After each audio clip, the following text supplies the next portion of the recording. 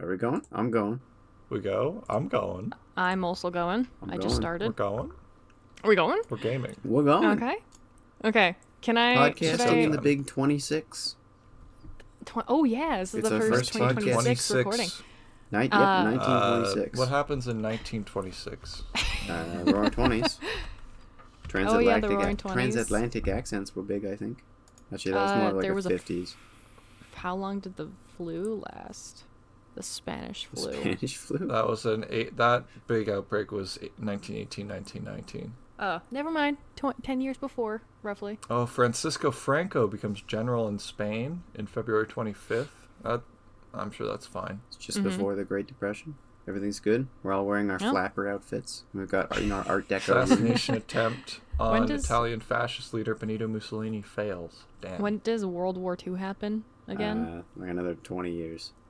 Okay. A little bit less than that. Feels like it should be happening around then because it feels like it's happening right now. We're not going to bring politics into this, but obvious cases. Don't even get me started before they got woke.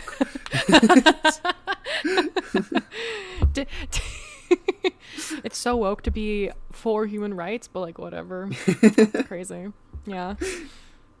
Should I share? Okay, well, I'll introduce first and then I'll get onto my AW story. But all right. Yeah.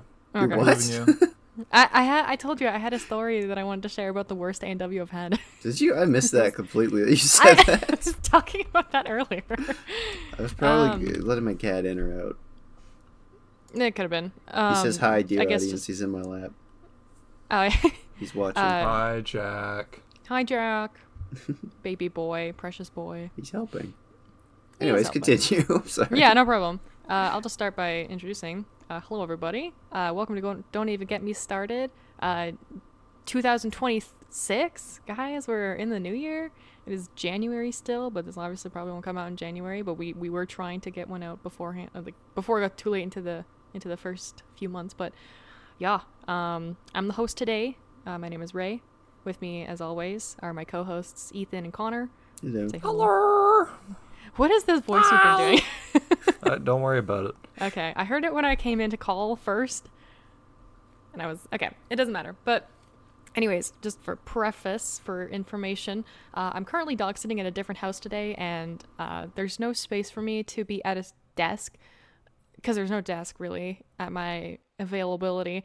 But my computer is like at 5%. It was at 5%, but it's like still dying, so I need to plug it in. So I'm in like the living room area where it's like high ceilings and it echoes bad, so if I sound different, that's why. Ray's just gonna go silent in the middle of the episode when the laptop dies. It's plugged in right now. It's going up. Like, I know it's working.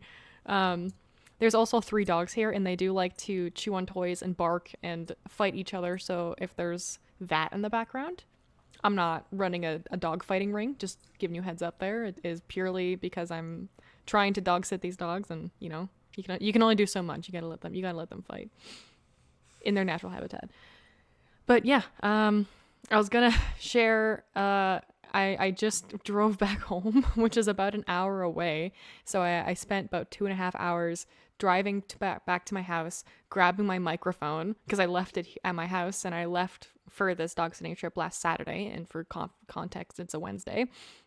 And I drove back here, and on my way back here, I was like, oh, I haven't really gone out to eat in a bit. I'll get some A&W on the way back home, or on the way back here. And I got it, and I was like, I don't know, do I want chicken strips? Like, it's not. And I was like, their chicken strips are fine, as long as they have the dip. That's all I care about. You better watch your mouth when talking about the chicken strips. DQ has the best chicken strips. That is incorrect. And they have the best chicken strips. That's so good. So I got. Yeah, but A&W is the nationalist choice, so it is the most correct. Mm-hmm. Also, Dairy Queen is okay. bad. On their own, they're not the best, but they're fine. Like, they're good. Like, without the dipping sauce, the A&W chicken strips are definitely like. It depends on the person, you know? Like, I wouldn't choose it as my favorite, but I understand why people like it. You're on thin fucking ice right now, Ray. I'm being honest, and I'm trying to be civil. You're talking to 2 chicken finger connoisseurs right now. I'm not opinionated as fuck. I don't know. That video was a long time ago. Much, but yeah, we gotta redo I watch it every year as an anniversary to remind Absolutely myself how fucking insuperior your guys' opinions are. No, I don't think we do, Connor. We should I do do. for this. We should do for the podcast instead. Yeah, I think so. Yeah. No, let's not do that. So, anyways, I got just chicken strips, fries, onion rings. Nothing crazy. I asked for light seasoning on the onion rings, which they thankfully delivered. But I asked for like the dipping sauce, and they did not provide the dipping sauce. And I was like in a parking lot over from the A&W, and I was like, I contemplated going back inside and being like, hey, can I get some sauce? But I was just like, it does not feel worth it right now. Like, I'm just wanting to eat this and go. It's fast food for a reason. The fries were unsalted, and so they were really boring and bland. And normally I love A&W fries, but they weren't even like fresh out of the fryer, which also kind of sucked. And then the onion rings were like really soggy, and I was like, fuck, man, That's the this kind problem of with suck. A&W. Their onion rings are so hit or miss. They are. Sometimes they go so 100% hard. agree. Sometimes they're the Yeah. worst thing I've ever eaten, and it's just a Yeah. gamble every time. It is. And like, I asked for them to do the light seasoning because like there's always so much seasoning on it, and it just like hurts my mouth. And I'm just like, with the crunch and sometimes the heat, the seasoning just doesn't help. So I was like, hey, could you do light seasoning on that? And they're like, yeah. And I'm like, half of them had a normal amount of seasoning, and then half of them were like nothing, and they were also oily and soggy, which is, I can't complain, that's just fast food. But I was like, the combination The is people working miserable. there was just like, This, how fucking you know- dare you ask me to do that? I will do the light seasoning, but I'm gonna fuck these up in every Yeah. conceivable way we can. Exactly. Which is, you know what, fine. I did ask for it. They delivered A&W where they deserved. Yeah. is the best restaurant ever, actually, and no receive no arguments to the contrary. don't I think used it's to that work good. there. I think it's just and- okay. That's so was a- reasonable to have a different opinion than me. I'm so sorry. Thank you. I forgot about that. Yeah. Yeah, it wasn't for very long. It was like my first real government paid, not government paid, like legally paid job. You My know? favorite crown corporation. When the Arthur communist Wright. dictatorship sends me to work in the hamburger mines. In the hamburger factory. Right in the legislature. No, I'm just kidding. It was like near the airport in one of the cities in Alberta. I mean, I already know where we live. It was near the airport. It was okay. I remember seeing one of our me and Connor's middle school grade 9 teacher. You can bleep the name, but it was and he was Gun to getting my head, food. I could not have named him. Really? He was getting food, and he was in line, and he was like, oh my gosh, hi, Ray. And I was like, hi. And he's like, how are you doing? I was like, bad, thanks. Well, I kind of, based on the settings. yeah. And he was like, oh, and I was like, all right, thank you. And then he like left, and I was like, oh, he's never I have a gonna see me loaded gun again. behind the counter, and I'm ready to use it at any second. Also, I think I Not fried on you, the on audio. myself. Yes. My apologies. Yeah, That'll exactly. show those assholes I'll kill myself. Dude, I literally, that job was so nasty. I didn't give myself like any degree of burn, but I poured like boiling hot water on my hand after trying to make someone a tea Just to feel And- something. just to feel something. It was not on purpose. I need to clarify. It was totally by accident. But I was crying, and the customer I was giving the tea to, she was like, oh my God, are you okay? I was like, yeah, no, I'm fine. I just burned my hand a little bit. And they're like, okay. And then I think I don't know if I was hyperventilating at that point, but it was like, it was just really busy. It was during a food rush. So I was just like stressed. And then this like one manager, not like a assistant manager, like there's tons of managers in food industry stuff. So you don't just have one, you have like 5.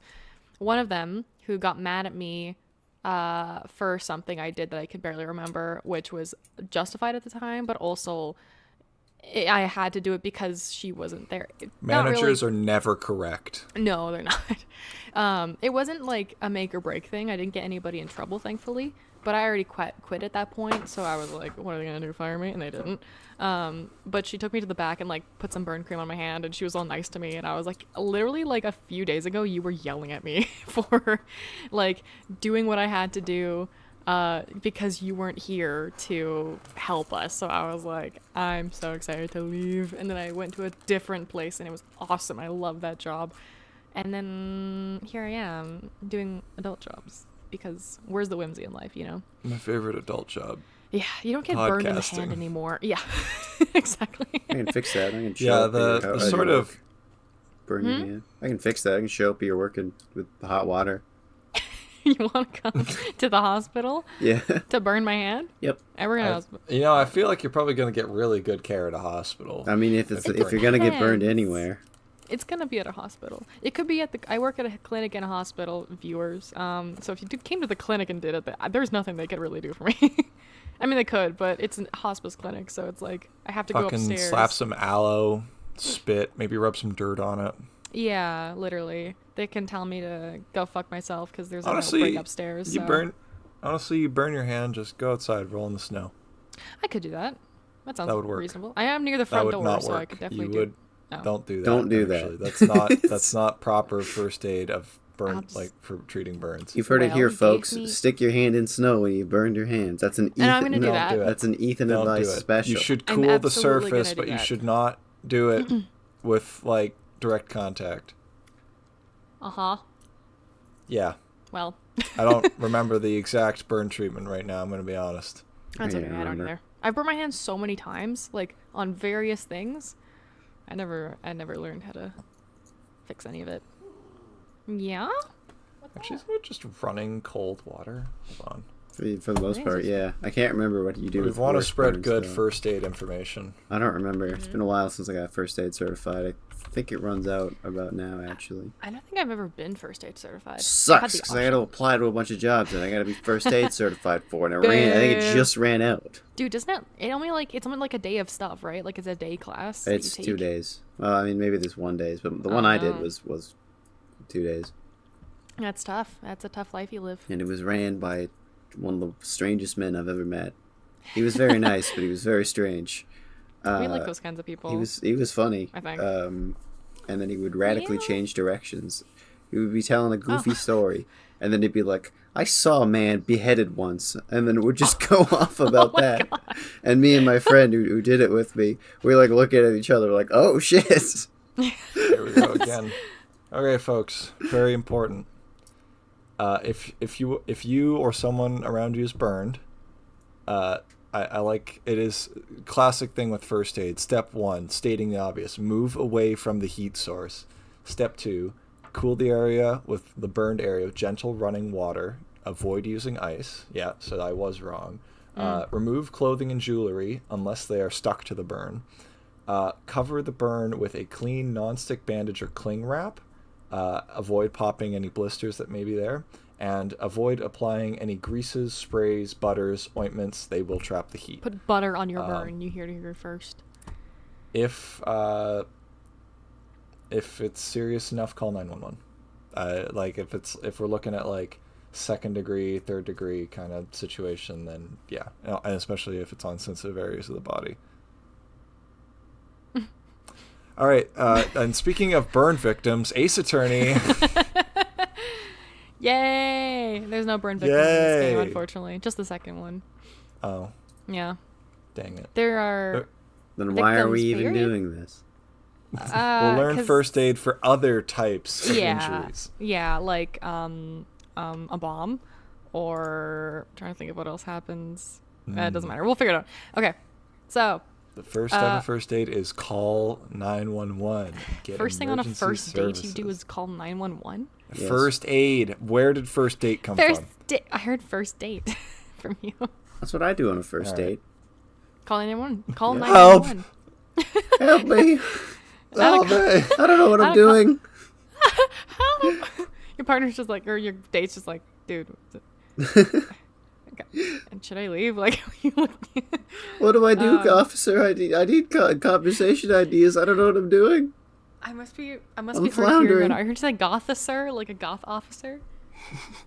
That would be sick. That would be Unfortunately, sick. Imagine. ACAB Cops does if they were include Gothicer. Damn. What did you say? Gothicer? Gothicer. Gotha? All right. That's sick. At a What's this game about, Ray? Sorry. game. No, it's fine. I was just gonna say a quick story of my first date with my partner.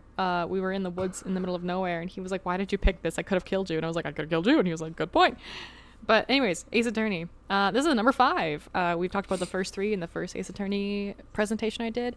We talked about the 4th game, the last one that I did, and recently I played the 5th one with my partner. and we loved it. Or I mean, I think he liked it. I am okay with Did this he one. not? Huh? Entire coin flip on whether or not they liked it. I was like, we loved it. Actually, just kidding. We didn't love it. Well, it was good. We had fun. You know what? It's good of you not to like put words in their mouth. Yes. If they didn't say it. He can comment on this video or any of the platforms, audio file or audio whatever, Spotify, Apple Music, if he wants to be like, actually, I fucking hated it. Have you convinced him to at least watch your episodes, if not the entire podcast? I don't think he's listened to any of it. I bet he That's likes so fucked up. Bionicles. I know. I gotta realize that. I was like, I don't think he's listened to any of them. I told This him is not to terrible. listen to the Ace Attorney ones because at the time we haven't played them together. Fair. Yeah, but he also just hasn't shown an interest. He gets really bad second-hand embarrassment, so I feel like if like he listens to our old ones, he might get embarrassed. Ray, why does he just hate not- us? Well, he doesn't hate Ethan. I'm just kidding. That's crazy. This is why Ethan's partner is my favorite among the two of them. That's fine. I Cool. like Ethan's partner too. More than She you sends guys. me Anyway. dinosaur memes sometimes, and Gavin doesn't. Yeah, well, Gavin doesn't send me shit, so you're not special here. You're basically in the same position as I am.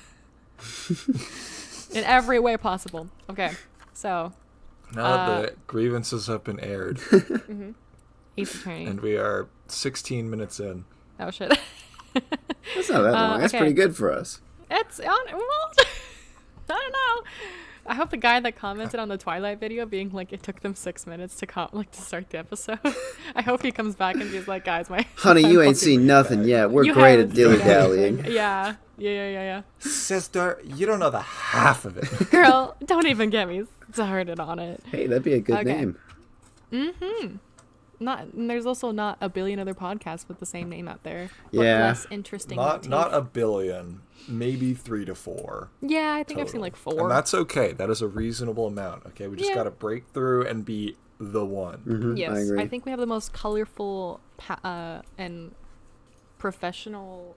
Stop looking yourself. Professional looking one. I guess I won't diss them. I haven't seen them in a while, but they all look cool. But I was like, ours looks the best because Oh, I'll diss That them. sure does. I don't know anything about them.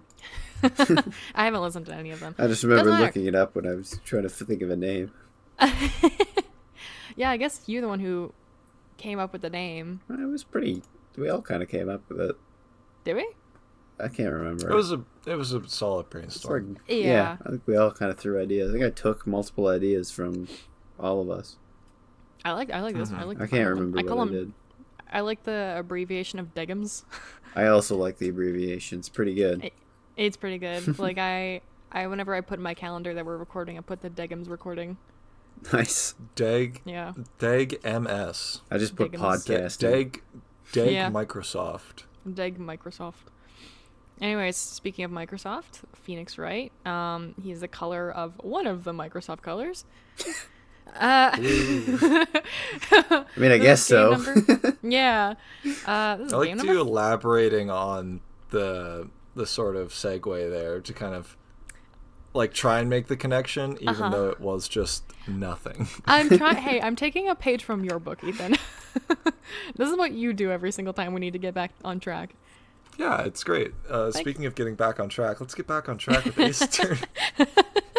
Okay, I don't think there's anything else on this page, Connie. You can just click. Okay, cool. So, Ace Attorney 5. This one, I won't spend obviously as much time as the first 3 and then the 4th one. This one is just very, like, it's good for a sequel in my eyes. Like, it's good, it's fun. But there's not really much that, like, you know, like, causes, like, oh my god, like how the last one where Phoenix was a hobo and, like, he has a daughter, like, that was crazy. This is just, like, he has another mentor and it's about her story. So there's nothing, like, from the past that comes up that's like, oh my god, this is, like, it's tying everything together. It just introduces new stuff and then ties it all together in the end, like a good game should do. So we'll start with a recap of what the Ace Attorney games are. You know, it's quick. It's not going to take very long. The characters, we're going to look at the old characters that we recognize. As we can see, we can recognize Phoenix because he's in every single game. His name's Ace Attorney. That's true. His name. We see Mr. Ace Attorney. We see Miss John Ace Ace Attorney in the background. She's a new character. Jane We're going to Ace look at those Attorney. ones. We're going to look at some of the good guys, the bad guys. I don't really touch base on side characters as like I normally don't, because it's like they don't really matter.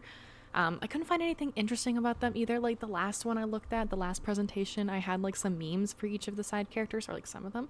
This one's just like got nothing, because like I think after Ace Attorney 4 and into Ace Attorney 5, people kept dropping off because they're like, okay, this is a little weird, because as you'll see, this game is very different than the old ones in terms of style.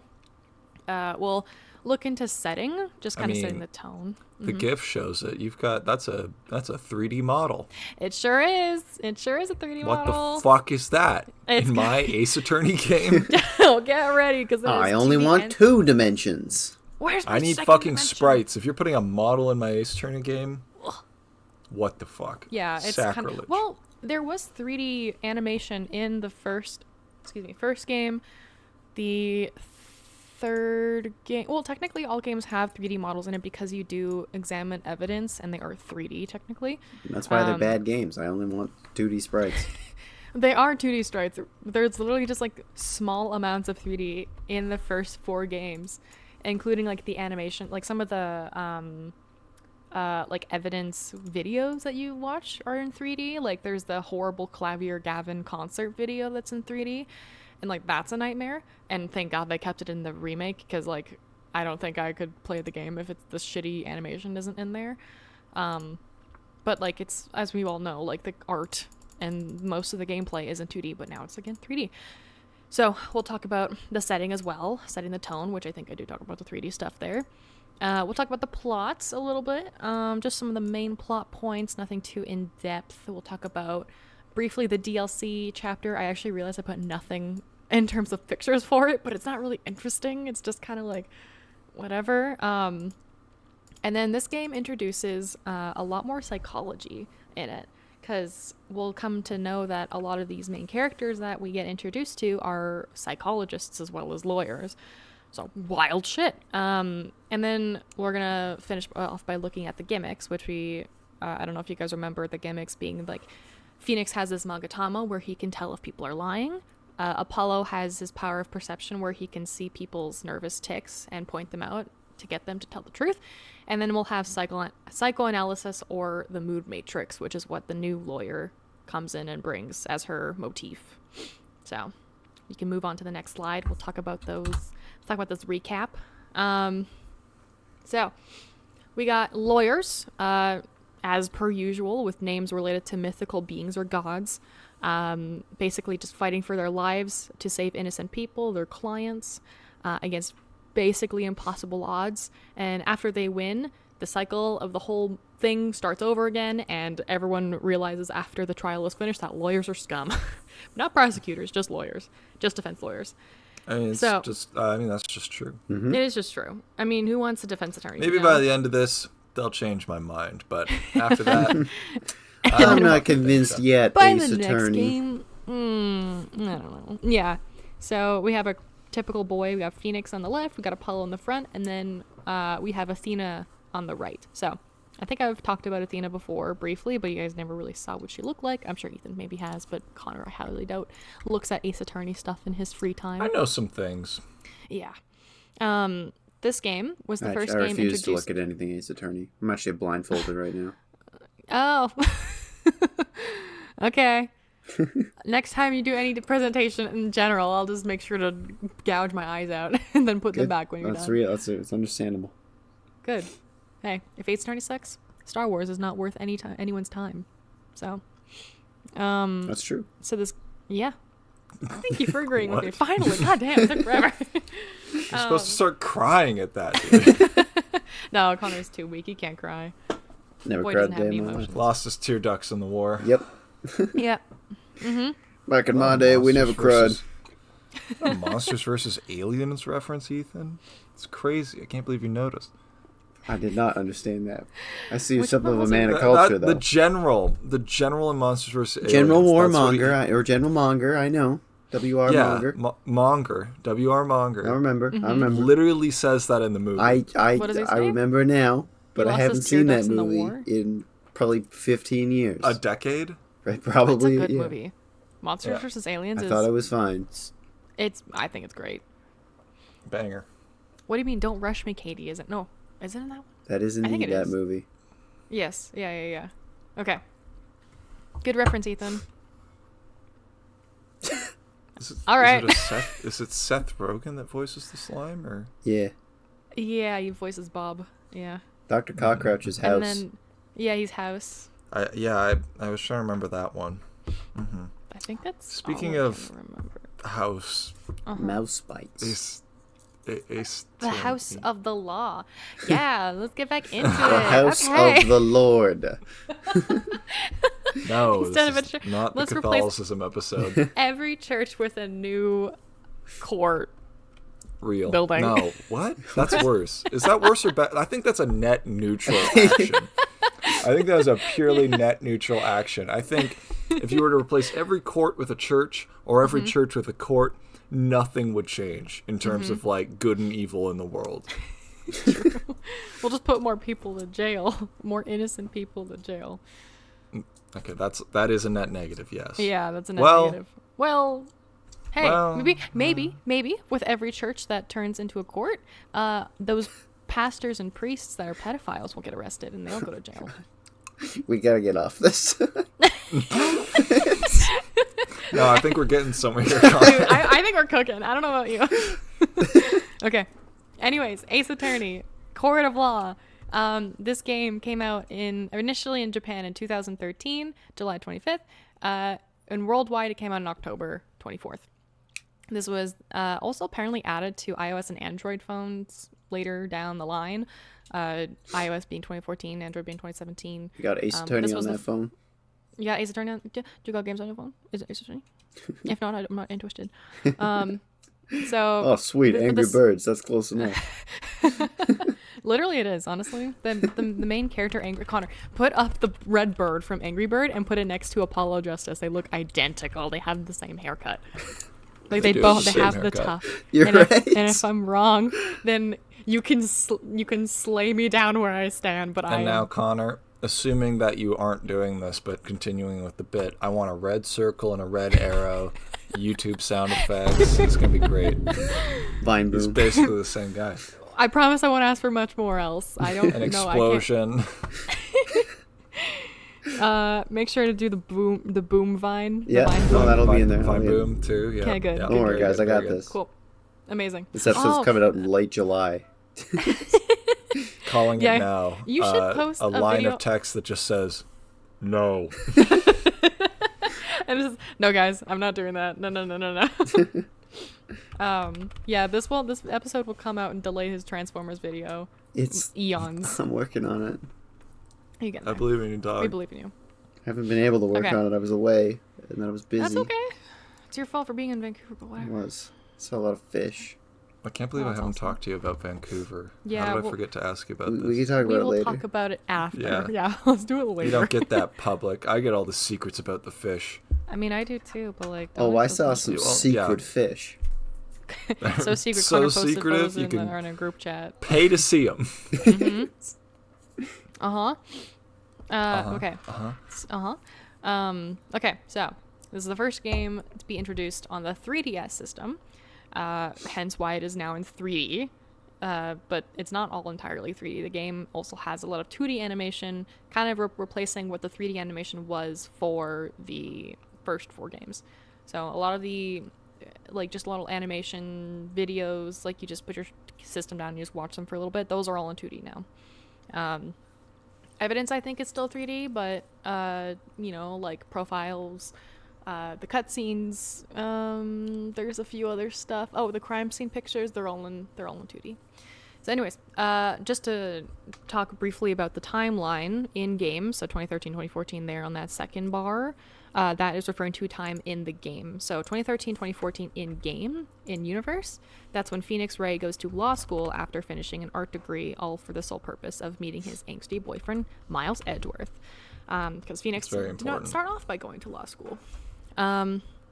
Moving on, Phoenix kicks ass in court for about 3 to 4 years from 2015 to 2019, and then spring of 2019, as we see in the last game, Phoenix gets set up to present false evidence and get his badge taken away. And that's when he becomes a hobo for 7 years, as we see in the 4th game. Last we left off specifically, Phoenix adopted his daughter Trucy, who we found out was the daughter of the missing magician Zach Gramarye, who was kind of a reoccurring character we keep hearing about and seeing, but we don't realize is Trucy's actual parent until the end of the game. We just think, oh, she's a magician and she wants to be like this magician she really likes. That's actually her dad.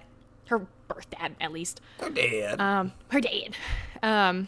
Apollo, we see, because that's his game specifically, you play as Apollo. He began his journey under Phoenix after his first mentor, Christoph Gavin, was arrested after murdering said magician, Zach. And after those 7 long years of Phoenix being disbarred from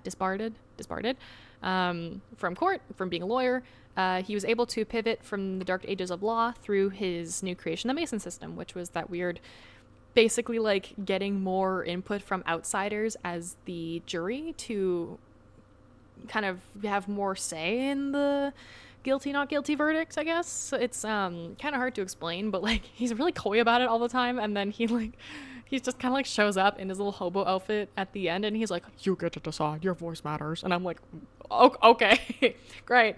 So we convict a bad guy twice because of it, and it's awesome. Nice. But yeah, so yeah, that's what. Okay. What? That's a nice. Oh, okay. I thought you said that's. I'm like, that's what. That's. That's. Okay. So that's just a brief recap of what the events of the games have kind of been. I'm obviously skipping a bunch of stuff, but it's not relevant right now. Excuse me. You can move on to the next slide, Connor. So, talking about characters now. We are jumping right in. We got Phoenix. We got Penis Wright. He is 34. Again, his right name now. is Ace Attorney, but his name is Penis. that's fine. His name is Pee Wright. He's our main blue boy. We got the primary colors now fully in our arsenal. They are now our Lawyers of Steel. We got blue, red, and yellow now, but we're gonna start with blue. The 4th, 5th, and 6th game were re-released as a remake / remaster for the PS4, for Steam, PC, for the Nintendo Switch, and I don't know about Xbox, but I assume it must be on Xbox, as a trilogy for the under Apollo Justice. So it's the Apollo Justice trilogy, whereas the first 3 games are the Phoenix Wright trilogy. However, Didn't they like just do that? no, it was like a year and a half ago, maybe. Yeah, that's like just did that for me, but yeah. Maybe it was 2 years ago. Maybe it was 1 year ago, because I remember we talked about it on the podcast, I think, and I was like, fuck, I forgot about that, and then I immediately bought it after. Like, it was the day before, and then like that like 12 a.m. or 1 a.m. or whatever, I bought the game. Might be making you make irrational purchasing decisions. Hey, no, I needed that game so bad because I had my 3DS. I need it. I need him so bad, bro. Okay, so my 3DS, for context, I need to explain why. I need to give another reason why the people in my life before now sucked balls, because they're the reason that this happened. My 3DS that I have now, the motherboard got chipped or it got like damaged somehow, and it caused my DS to not like turn on essentially. But it had a different issue before that, and with that issue, I had both my ex-partner and an old friend that we all knew try to open it and like fix it and see what was wrong. But when I went to the repair store, they said that it looked like somebody was pushing too hard, screwing it back in. And I don't know if it was, you can bleep these names, I don't know if it was, but one of them damaged my DS because I didn't try to open it once. I didn't try to open it. I didn't try to close it. I was like, I'm not the one to do this. But they're like, I'll try it. And I was like, okay. And so they did. And they opened it. And somehow one of them, and I know I shouldn't put blame on people if without obvious evidence, but I don't give a shit. I don't like these people anymore. They deserve some kind of slack, even though I'm not like, I've forgiven them for what they've done. And no, we don't need to get into it, obviously. But my God, they broke my DS. And that was my life for 10 plus years. I use that thing still to this day after I got it fixed. But that caused the data in my DS, because I had Ace Attorney 4, 5, and 6 on my DS with the original DLCs downloaded. I had themes that were downloaded from it, because in the 3DS you get like fun little themes where like there's music playing, there's like art in the back, and then like each cartridge on the thing on your DS, like whatever the slider is, like themed based on the game, and that's all gone. It is gone. The Nintendo eShop, for those who might not know, is no longer works. It is inaccessible. You can no longer buy anything from the Nintendo eShop. You can't even open it. So I can't even go back with my current new motherboard where everything is like completely restarted and rebuy it because it's just fucking gone. Digital storefronts and their consequences. Yeah. And and unfortunately, like, I can't buy these games physically either because they are hundreds of dollars, and I am not that big of a super fan where I'm willing to spend like large chunks of my savings to get these games. As long as I have it somewhere, I will play it. I don't need physical versions. I just want to play it, and I love having it on its like original system. But unfortunately, I can't be picky, I guess, when it comes to this. So that was all gone. So after we saw that the Apollo Justice trilogy was being released, I like cried. I was like, oh my god, my life is worth living. I was so happy. So after the reminder that, hey, this trilogy's coming out, Ethan saying that, I think I was like, thank fucking god I could kiss you through the screen right now. I was so happy. So anyways, Phoenix Wright, he is no longer a hobo. The game starts by him coming from his office in the dark for some reason, putting on his new badge, his new suit. He's got a 3-piece suit now. He looks handsome as fuck. He's got a little bang sticking out. Boy, stylish. He's looking styling. And he's all like, I'm ready to start lawyering again. And we're like, fuck yeah, dude. Yeah, our boy is back. But he's more of a mentor now than like a practicing lawyer. He still obviously does his cases and stuff, but now he has Apollo under his wing, as well as our new lawyer Athena. So you see him as these other two lawyers as like calm, cool, and collected, like knows his shit. He's a seasoned lawyer, even though he's only been practicing law for like maybe 3 or 4 years. But he's, it's been like 7 years since he last practiced law, but he's been behind the scenes within those 7 years since. So he still like knows his shit because he also just recently took the bar. So he's like kind of refreshing everything. So he knows his stuff, I guess. But then when you play as Phoenix, the occasional time, which is like first chapter, maybe last chapter, like there's like only a few times you really get to play as him because you're mostly playing as these new two characters, or this new character and Apollo. He's still like bluffing all the time because that's his thing. He's still like unsure of himself. He's like making bad jokes. He's not always confident, and we're like, it's such a weird just like split parallel. Like it's just odd to see the like, oh, he's like really cool on the outside, and then you play as him, and even on the outside he's not always as cool, which I guess is fine because when you're putting him in the pressure of being a lawyer, like in court actively, he's probably gonna be back to his normal self of being anxious as all fuck and just like, going with the flow as much as he possibly can. He can't always be perfect, but even when you play as him on the out of court stuff, like when you're investigating or just running around or whatever, like he still has the like internal pessimism of just like, ugh, these people again. It's a ladder, it's not a step ladder. I don't know where I'm going. I don't know who I'm looking for. I can't believe this like jail guy is trying to keep me from. And he's just like, I'm just like, all right. So he has two personalities, whether you play as him and when you don't play as him. So it's just kind of like, I don't know. It's fine. I'm not super picky about it. I mean, obviously I have opinions about it, but like it still works in my opinion because, even when you're not playing as him, like you do kind of need some kind of mentor, and Mia isn't there anymore. Mia is the dead girl who dies in the second chapter of the first game. Dead girl die. Dead girl die with big tits. We need somebody else with big tits, and Phoenix has to step up. So. Oh, big. We're getting an upgrade, folks. Real. Oh yeah. He goes from like daddy with like hobo vibes to DILF with big titty vibes. Like upgrade in my opinion. Honestly, pretty middle. I like hobo Phoenix. I like DILF Phoenix. I'm not gonna be picky. But yeah, anyways, he's back. He's playable. He's your mentor. But this game is mostly about Athena. But we can go on to the next slide. Trucy. I don't have much to say about Trucy. She is in this game. I still love her. She's still my favorite sidekick. She gains a year old. She's 16 now. We need a reminder. I don't think they remind us. They remind us a few times in the game because Phoenix mentions in his own internal monologues that like, oh yeah, I forgot that you guys are blood siblings because you're so similar. We have to make sure that the audience is aware that they're blood related, because people were kind of picking up a little bit too much on their banter being a little like taking it as flirtatious when they are not flirtatious, because Trucy from the last game was 15 years old and Apollo was 22. If not the age gap is controversial, the blood sibling thing should solidify that, you know? Ray? Yeah. I'm raising my hand. Oh, yes. Go ahead. I have a question about your choice of screenshots, specifically the one on the bottom right.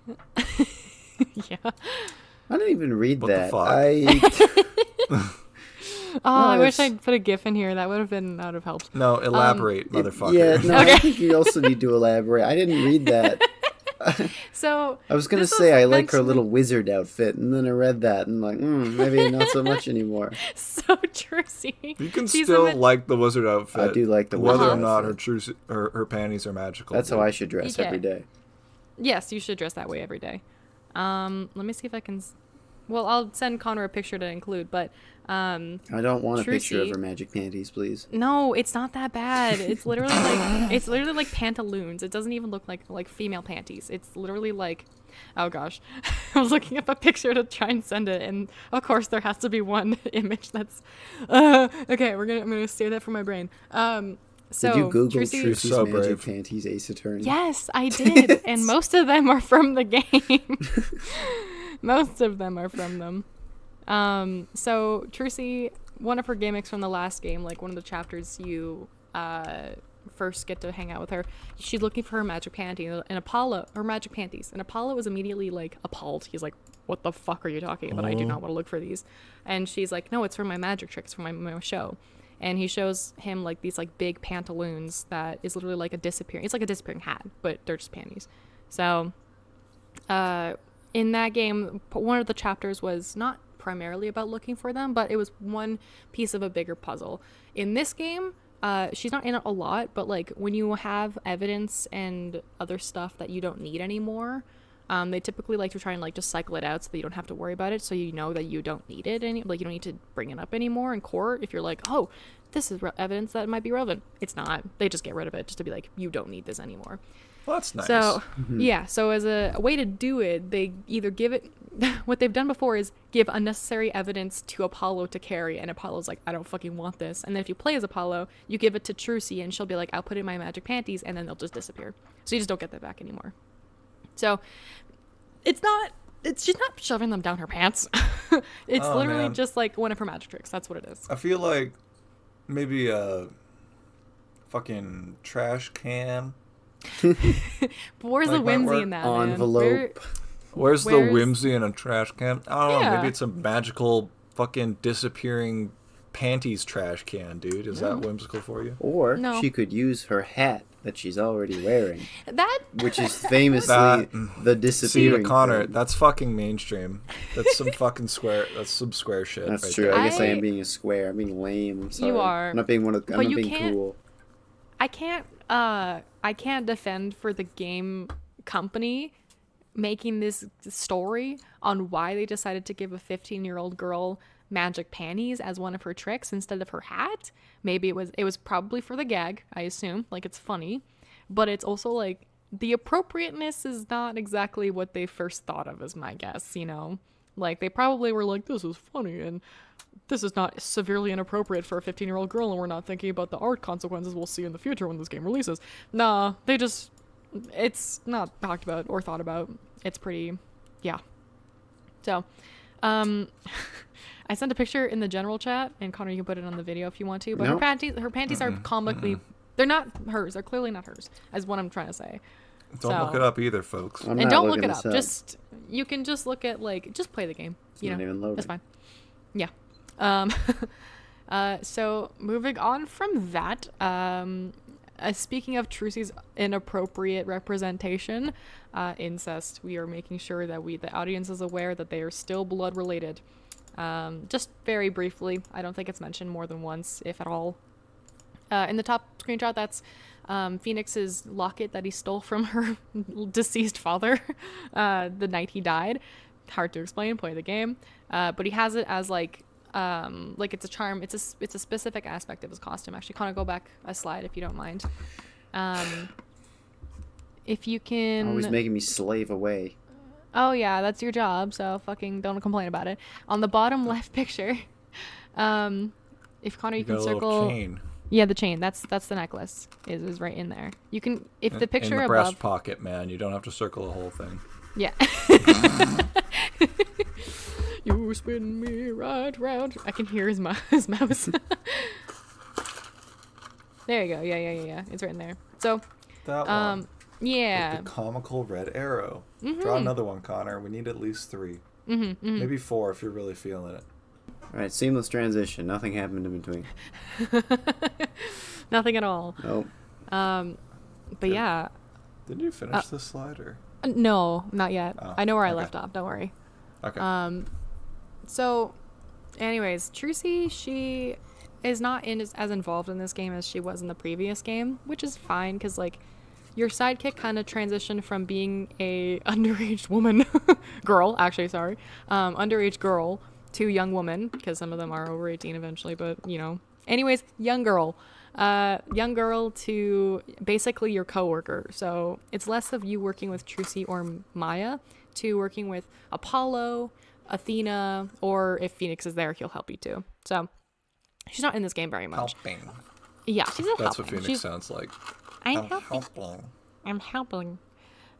She shows up in the second chapter, the Monstrous Turnabout, and then helps Apollo and friends for a bit, and then eventually gets kidnapped in the last chapter, Turnabout for Tomorrow. And as I was playing this chapter with my partner, there was an alternative ending in the walkthrough that we have, because I don't have confidence in my ability to remember everything, so I always have a walkthrough around me when we're playing. There's like little like spoiler boxes of like, if you don't succeed in this portion, this is what will happen essentially. So there was like a little box, and I have it screenshot somewhere. We'll come across it eventually. It might be this slide, but I can't remember.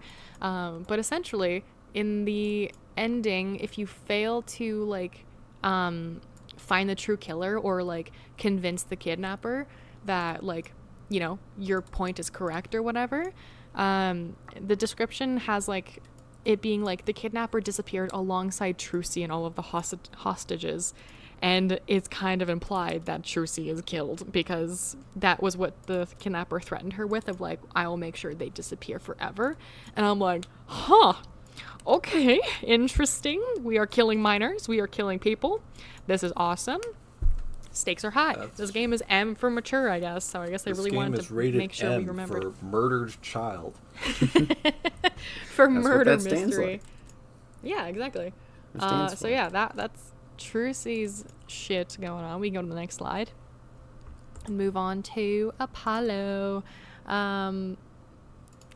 He's 23. I'm pretty sure he's 23. I don't think he's 24. I'm pretty sure he's 23. But regardless, he's still a young boy. He looks like an old man in some of... Not like an old man. He looks not his age in some of the art. Fucking edgy. He's very edgy. What is going on? He's very edgy. We find out about his second backstory, because his first backstory is... Hello. His first backstory is... Sorry, there's a dog on me. I don't know if you can hear... Connor might be able to hear it when he's listening back to it, but maybe I'm gonna have to cut out my cat's purrs. He's on my lap purring, so it's okay. This episode's just gonna take longer. Gotta cut out all the animal sounds. Hey, I gave you a warning. I gave them both a heads up. I can hear Ethan's snails talking in the background, discussing secrets. You can hear them meowing. God. So Apollo, his first backstory, obviously, not really obviously, but it's something to do with him being a lawyer and then having his first mentor be arrested for murder. So now his second backstory is Apollo has a best friend, and his best friend recently got murdered. And we'll see who that guy is in like a little bit. He's not very important because we never talked to him. But Apollo, the developers of this game tried to give him like a main character development moment. But he just like gets so many like curveballs thrown at him all the time. Like his best friend dies, and then he gets involved with a court bombing by getting hurt multiple times. And then just like mistrusting all of his friends, and then he gets all emo and edgy, and he actually like quits the agency for a little while. And he just like looks bad. His design, like, the design's fine. Like, the design with the jacket and the eye patch and the bandages look cool, but with his current outfit, it just looks dorky as shit. I think he looks kind of silly. I don't like the voice actor for him either in the 2D animations. By the way, the animations, the cutscenes, they're all voice acted now. So we hear, instead of just hearing them, the few voices that yell objection, hold it, take that, whatever they say. Fully voice acted? Yes, everything is this fully voice acted. This continues to be less and less Ace Attorney as we go. Yeah, I totally agree. And Sam Riegel, I think, voices Phoenix in it, so I don't think it's that. His voice is fine. But Apollo's is too deep. He's kind of a whiny character, but, like, not, like, annoyingly whiny. He just complains a lot, and he's vocal about his complaints. His voice actor does not match it to me. They make him try to sound cooler. They make him try to act cooler, and I'm like, he's not cool. He's got, like, barely a year's worth of experience. He doesn't need to be that cocky. But everyone else looks fine in terms of redesign. His looks kind of bad. I don't really like it. He got de-twinkified. As you can see, the art on the bottom, like, they went for...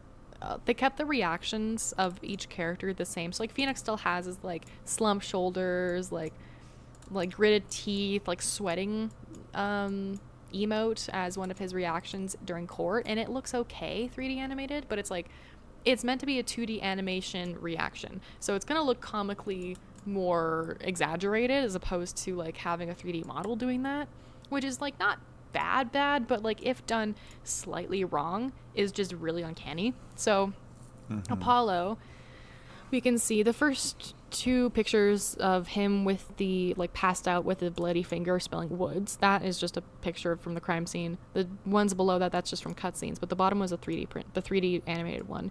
But, like, if that image of his face, like, where his eyes are, like, wider, his pupils are really, really dilated, or really, really narrowed, and, like, his nose getting really small and his mouth getting really wide, like, really that drastic space, like, it doesn't work, in my opinion, with the way that the style is for the 3D animation that they went for.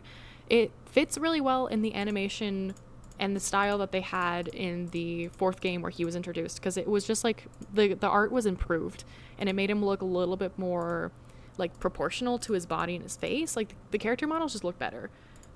Whereas in this game, it's like, it's not really translating very well. And, like, I think from here on out, that's where, like, the Ace Attorney games went down, obviously. And that's why after the 6th game, they didn't make any more. And it's been, like, years. They've just been redoing the last 6 main games. And then the 4 spin-offs that they had as well. So, anyways, it just, I don't know. It looks kind of goofy to me. It's just, like, it doesn't work, in my opinion. But it's still, like, fun. The whimsy's still there, and the writing is still good. But it's just, like, I don't know. The art style just... I don't understand why they changed it so drastically like that. Like, in the introduction of the 3DS, they changed a lot of games. But they did a lot of it for the worst. That 3D effect was expensive, and goddammit, we're going to make full use of it. They really did. It's like when Avatar came out, and every movie decided to be 3D. Decided to be 13. I don't know where I got that number from. I had one total interaction with a 3DS, and it was in a Best Buy where they had, like, a demo set up. And it was the best interaction of his entire life. It was not. I picked it up. I think it probably had Mario Kart or something on it. I was holding it. I was playing it. I'm like, okay, this is the 2D. Where's the 3D? I find the Switch. I flip it, and it looks like actual ass. And then I flip it back, and I'm like, okay, so I don't need to upgrade my DS whatsoever because I still had a functional light at that point. And, thankfully, they made the 2DS years later, but it took a while, you know? Yeah, the 2DS. The brick. The brick. Yes. Brick.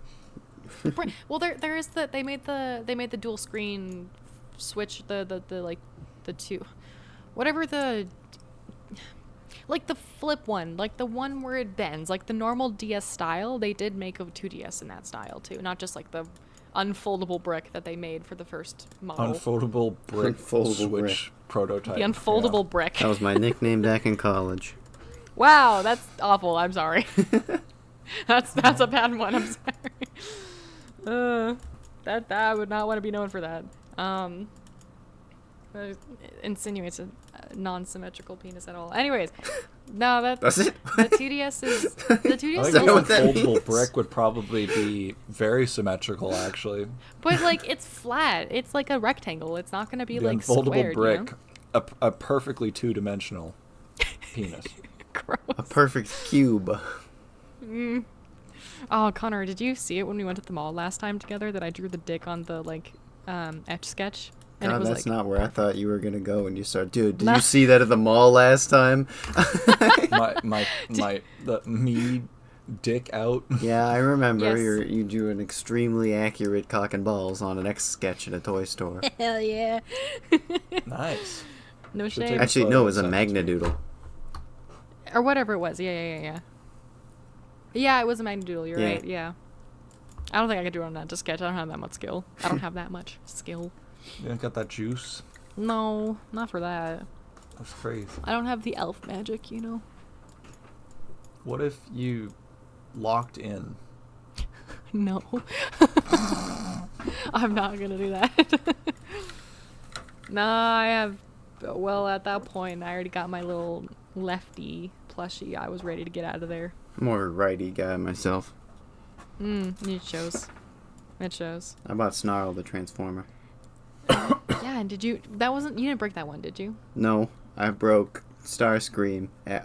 Okay, so we went to a toy. I'm still mad about this. This is an off-topic thing. We're talking about. I didn't tell this story on the podcast. In October, we went to a toy market, and I bought 2 figures. I bought Thrilling 30 Cosmos, and I bought Kingdom Core Class Starscream. This isn't even including the shit ton of Lego stuff he bought as well on top of it. Oh yeah, I did buy a shit ton of I forgot about that actually. You got the not the Bionic. Yeah, I bought a ones, bunch the of Star Wars buildable figures because they were really cheap. I was losing money not buying them. But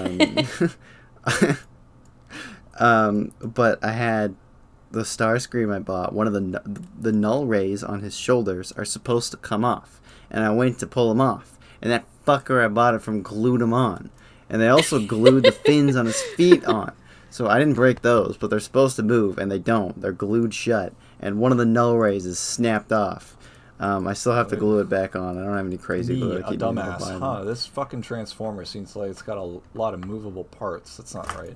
I don't know why he did it. Cause That's just it's weird. I love the like- toy, and for the price I got him at, I'm pretty happy with him. I was literally playing with him during this recording. He's in my hands right now. He just lives on my desk, along with all the other dozen or so core class Transformers I have. But I want to take his accessories out. No. Oh my god, Connor What's wants to even the strip his point? toys. I gotta buy a new one now. But I don't make this Okay. this class anymore. I God. gotta spend more fucking money. Yeah. I was in Vancouver. I went to a toy store, and they didn't have the ones I was looking for. There was 15 copies of Tasmania Kid, a character I don't care about and don't want, and then 2 Yeah. copies Is that of Energon what the Megatron. fuck? Is that a Transformer? I already have Some Energon guy from Megatron. Australia. He turns into a Tasmanian devil. He's from Beast Wars 2. Oh, okay. I don't know sorry. anything about My Beast mistake. Wars 2. My bad. I know about the Beastie Boys. Best Best band on earth. It's not related to those. No. It should be. I don't. It's one of the Japanese animes. I don't know anything about. I don't like regular Beast Wars, and I've never seen Beast Wars 2. I need the rest of the Dinobots at core class scale. I only have 3 of them, and they combine, and it's pissing me off that I can't make Volcanicus. I need Volcanic kiss my ass, am I right? I need the rest of them, but they're hard to find now, and I can't find Swoop anywhere. Grimlock and Scar are on Amazon, but they're $30 Considered each. Walking in. They're on eBay, but it's expensive. God, fucking Hasbro re-release them, or maybe I'll spend $170 and buy Dino King, which is the same toy, but the accessories are better, but the colors are worse, but they have better accessories. Anyways, that's my little rant. We can. It's perfectly timed with the dog fucking assaulting me. Anyways, I'm back. Woof. You might hear some dogs fighting in the background of the table bonking, so my apologies for that. Woof. You can hear Betty because she goes like... That's what she does. Say hello. She sniffs aggressively. Anyways, good story. Very cool, Connor. Thank you. Fucking Hasbro, make core class again. It's the best scale of Transformer you have. So yeah, anyways, everyone looks fine except for Apollo. We can move on to the next slide. We got Miles Edgeworth. He is only in for like one trial. Boy. He's in for the last one. Our boy. He gets hotter every day. He's got Bayonetta So hot. glasses. All the time. Uh-huh. He's got glasses Got now. that Bayonetta look. Uh-huh. And his coat is longer. His coat is no longer just a jacket. It's like a coat. It goes down to his knees. He looks good. Same age as Phoenix, 34. Stayed in touch. He stayed in touch with Phoenix through his disembarment, the 7-year-long disbarment. Not disembarment. Disbarment. So there was also like mentions throughout the 5th game, and I think also the 4th game a little bit, where Miles actually brought Phoenix and occasionally Trucy to Europe with him to sort of like help him out with like legal proceedings in Europe, because like their system apparently is kind of fucked, but like not the same way, because it's like they keep appointing like 13 to 17-year-old lawyers. That's why they keep finding a bunch of really young people to be lawyers. It's like always in Europe. But anyways, like the implication is that Phoenix and Miles kept in touch after the events of the 3rd game, which is really sweet. It also just, you know, solidifies more in terms of the, yep, these guys are gay. This is just how it is. Absolutely. 100 fucking percent. 100. They are husbands, 100% sure. With those glasses? Yeah. Oh yeah, this boy gay. This boy gay. This boy likes dick. This boy gay. This boy gay. I'll tell you what, this boy is gay. I tell you Dude, what, this gay boy as is fuck. gay. That's my shitty Benoit Blanc impression. Benoit Thank you Blanc. so much. I just watched all of those, or the first 2. Ah, me too. I love the Like 3rd one. this It's weekend, so I good. watched the first 2 again. They're good. The 3rd one's really good. Third Did you one, like it? yeah, I love the 3rd one. I just didn't rewatch it because I just saw it when it came out. Well, yeah, understandable. I just watched all 3 for the first time with my partner. It was great. Dude, which one's your favorite? Which one's both your guys' favorites, actually? I'm curious. The first one is the best one, but The 3rd one is the best 3 is so close. 3 is really close. I think The I might second one's like my favorite. 3 more, but I think the first one is better. Mm-hmm. The 3rd one is the best one. It's different because it's not a comedy, and this is okay. It's not. I even laughed at some points, too. It's still funny. It was jokes. I got a text. So when I was in Vancouver, we watched the first 2 because my friend I was visiting had never seen them. And then she watched the 3rd one a couple days after, and she sent me a pic last night of the main guy in the 3rd one, Priest Judd, with just the caption, "I am obsessed with this slutty little man." And she's very real, very real Yes. for that. Oh my god, so She's real. right. He's cute. He He's is a cutie cute. for sure. I watched it with my partner as well, and we were both just like, fuck, this is a twink right here. He's not really a twink, Not though. really He's like a twink. boxer. Yeah, But he's like, he got twink energy, you know? but they're all really good. The Yeah. second one The is second- my least favorite, but it's still pretty good. Yeah, the second one is my favorite. I think that one is. And that's very I don't think reasonable. I don't think that's a Yeah, wrong choice. Thank you. I would tell you think if that, it was, but it's not. Okay, yeah, and I still wouldn't listen regardless, That's but thank fine. you anyways. That's fine. The second one I think is definitely like, I don't think it's the best either, but I do, like, in terms of favorites personally, the second one's my favorite. Second one's probably the So. funniest. It is pretty funny. And the outfits yeah. are so I like, good in it. The outfits are fucking baller. The twist, I was actually like very shocked by what happened. It's Like, pretty good. spoiler alert for Knives Out, Glass Onion, by the Onion. way. The twin sister pull, like having Janelle Monáe play both sisters forgot that was and like in the pretend to be movie. the dead one. I It was forgot all about that. Well, good thing I put a spoiler warning for everybody to Well, hear, I mean, so I you weren't just I like, just watched it again. you just watched them. No, I like when I rewatched it, I forgot that happened. Oh, right, Because gotcha. I only saw it once Yeah, when yeah, it yeah. came out the first time. It's kind of weird. The first Knives Out movie is not on Netflix. No, it's not. Which is weird. I didn't know that. We had to watch it on Amazon. It's so, yeah, it's really odd that they did that. Good Anyways, movie, so. Anyways, Ace good Attorney. movies. Pirate Ace that Attorney. shit. Pirate it. I also I don't I've like been pirating things I like though, because if you just pirate Me everything you like, too. then they don't make more of it. I totally agree because I really It's- want to pirate Heated Rivalry because I don't have Hulu or Crave. I think it's Crave. Is it not But on Gem? What the fuck no, is I don't Gem? think so. Gem's CBC a Gem. Canadian, like it's like a Oh, free it's the stream CBC. service. Okay, yeah, never mind. I take it back. I Yeah. actually didn't know what that was. I've never used it, but I take it back. Reasonable to fun. say, It's what the got some- fuck is Gem? Hold on. It's there's so many fucking streaming services now. It's like, oh, There watch this is. thing. It's on. It's on. Bingus. It's on Gimbus. It's on Schlorp. Yeah, it's on Schlorp. It's free with ads. It's It's on Schlorp. it's got the worst UI you've ever seen. It's on it's on BBPP. Yeah, it's like, what the fuck is a Pluto? I don't know what that is. Or Pluto's Tubi. fine. I've only used Tubi to Tubi. watch classic Doctor I Who. keep I keep seeing some from like I keep watching like it's like Drew Gooden was talking about it one time and there was like I don't know what BP is or Bipis Yeah, I don't know what- or Plingo or Sklompnoof or I was like what the hell there was one that sounded like a fake one that actually is real. It wasn't What the Why fuck did you just stop happened? the stream? What just happened? You What stopped happened? the stream. Did I? Oh, What? everything recording just still going? disconnected and then everything popped back on. Oh. Oh, It's your... That Is was everything weird. okay? I didn't touch anything. My hands are not even on. Double my, check your recording now. No, the recording's going. It's open. I'm looking at it right now, but it's Okay. maybe it just had an internet blip, Or a power blip, too. or no, the lights didn't flicker. Oh, that... Yeah. Well, that And I makes feel sense. my UPS would be screaming if it wasn't, or if it was power blip. Anyways, Ace Attorney. okay. Miles Edgeworth. So kept in contact with Phoenix throughout the 7 years that he was not in any of those games. I believe he was doing his own shit, his own thing. But he came in for the last chapter, I believe, on request of Phoenix, but also because he believed in the innocence of the client, which we will talk about briefly soon. And they worked together to prosecute and defend each other. It was gorgeous. I cried. I laughed. I'm not gonna say anything else what I did because this is public. But it is. It was really good. It was. I'm kidding. Make a I promise. guess, I'm joking. Take a fucking guess. Who do you? Why? I was literally just complimenting how fine this man is. What do you think I was doing? God damn. That's that right. I was 3D painting model. his feet. No.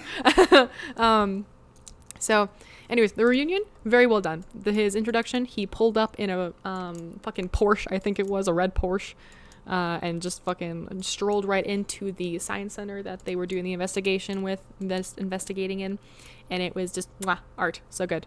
He now has glasses, as you can see. They gave him a really good design change. There was some fucking ugly options that the art directors / art like concept artists were working on.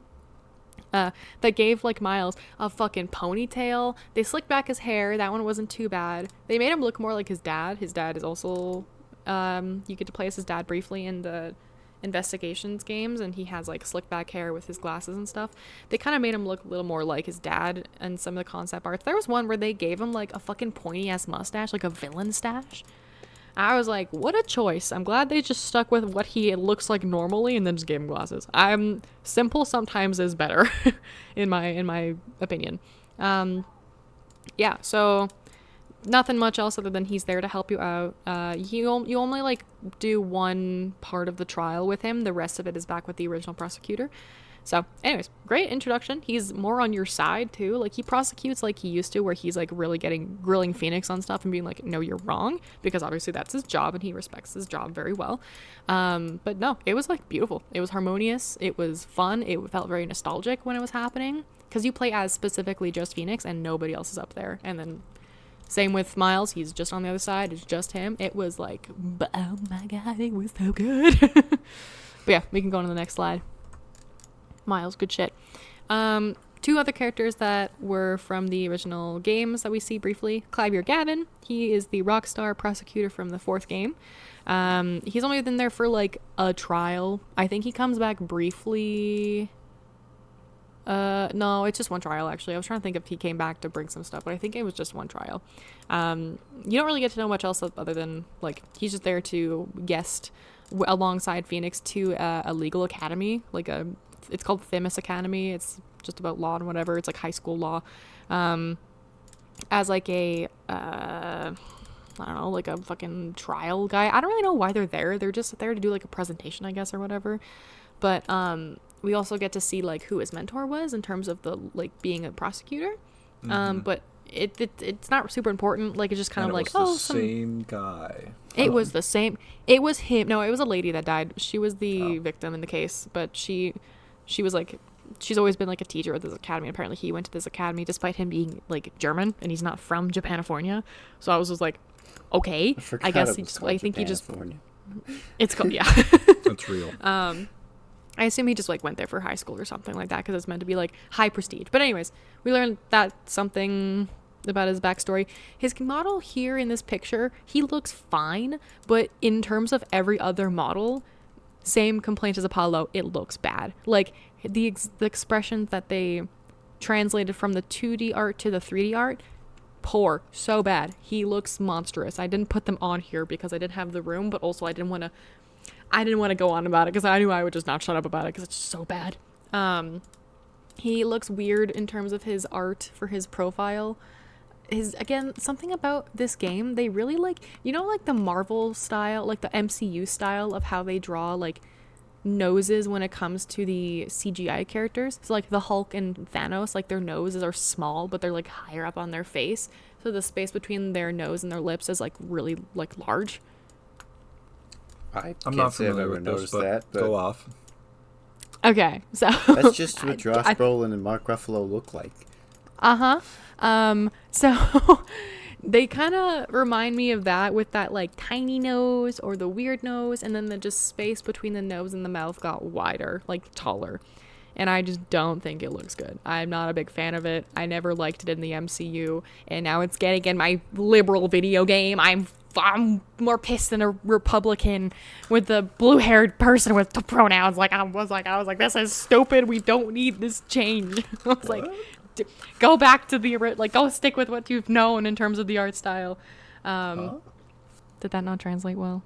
No, you just kind of lost me when you said something about liberals. I'm gonna be honest. I'm like, this is a little.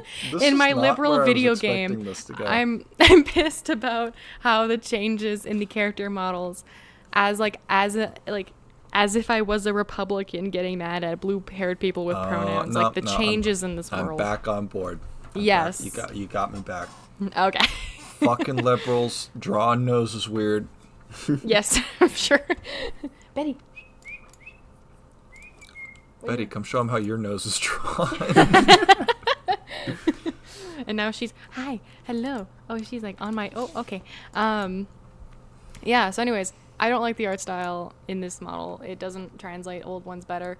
But Pearl looks great. Pearl, I think, looks totally fine. She does not look that different. She's just older by like 10 years. Or 7 years, I guess. She, I believe, is also 16 in this one. So has a more drastic visual change because she was a 9-year-old when we last saw her. But like they changed her necklace. Her necklace now has 4 beads instead of 2 because it's a status thing. Her garments are the same, which I think is kind of whatever. Like, you know, I have a hard time believing that your hairstyle and clothing preference has stayed the same since you were 9 years old. Mine has not changed since I was 9-year-old. This is true, actually. As someone who's known Connor since we were fucking like 6 or 7 years old, he's the rare case of a person who literally has not changed since childhood. But Pearl, I still like her design. It's consistency, you know? It is. It's main character energy. Yeah. Yeah, that's it. Real. Yeah. But Pearl, I do like the addition to her bangs. They gave her, similar to how Maya has those beads in her hair in the first 2, like the front strips in her hair that go down her front. Pearl has something similar where it's just on one side and it's just like part of her bangs. I think that's a really cute addition. I thought that was a really nice design, change. There were some other concept art where her hair was really different. I kind of wish they just gave her outfit a little bit more spice. Like maybe given her like she doesn't. None of them are pants. I'm like, give her some leggings. She's a child. Like she looks more like a child than Maya did in the games because she also has the personality of when she was 9. So it's like I have a hard time seeing her as a teenager at this point. So I just kind of like wish they give a little bit more of like, she's still kind of dumb. Because when she was a kid, she was like, I don't know what a frog is. When now she's 16, like, what's the excuse? Like, there hasn't been much improvement to, like, her age in terms of, like, mentally showing her age is matured, as opposed to just, like, physically showing that she is older. Just but anyways. the same character. Yes, it's the same character. No off-screen development allowed. No, unfortunately. But, I mean, they're, like, side characters in a video game. I don't really think it's fair to be too picky, but I think it just would make things just a little bit better if they kind of worked a little harder on the design. But I still think she's really cute. I think she's just an adorable character. I think she's fun. She's silly. She gives like, you know, like young anime girl energy, which is like not my favorite, but it's, you know, she's still unique in they gave enough female characters enough diversity where it's like personality wise, I think they do well enough where you can kind of get away with a character like that. So regardless, I think she's doing fine. Okay, next slide. We're going into the new boys now. We are starting with our new lawyer, Athena. Athena, she's 18 years old. She just graduated with now she's a lawyer. She's a fresh new lawyer. Also finished with a psychology degree. She was originally I think she's from like Japanifornia area, but she went to Europe after like the death of her mom and her like no guardian left. Like she had to move and she went there to school, and then she's like super smart, so of course she's like developing really quickly, and like she's already in college and whatever, so she's considered a prodigy as well. She's not the youngest person to become a lawyer in this game, because Franziska von Karma is the youngest, and then Clavier at 17.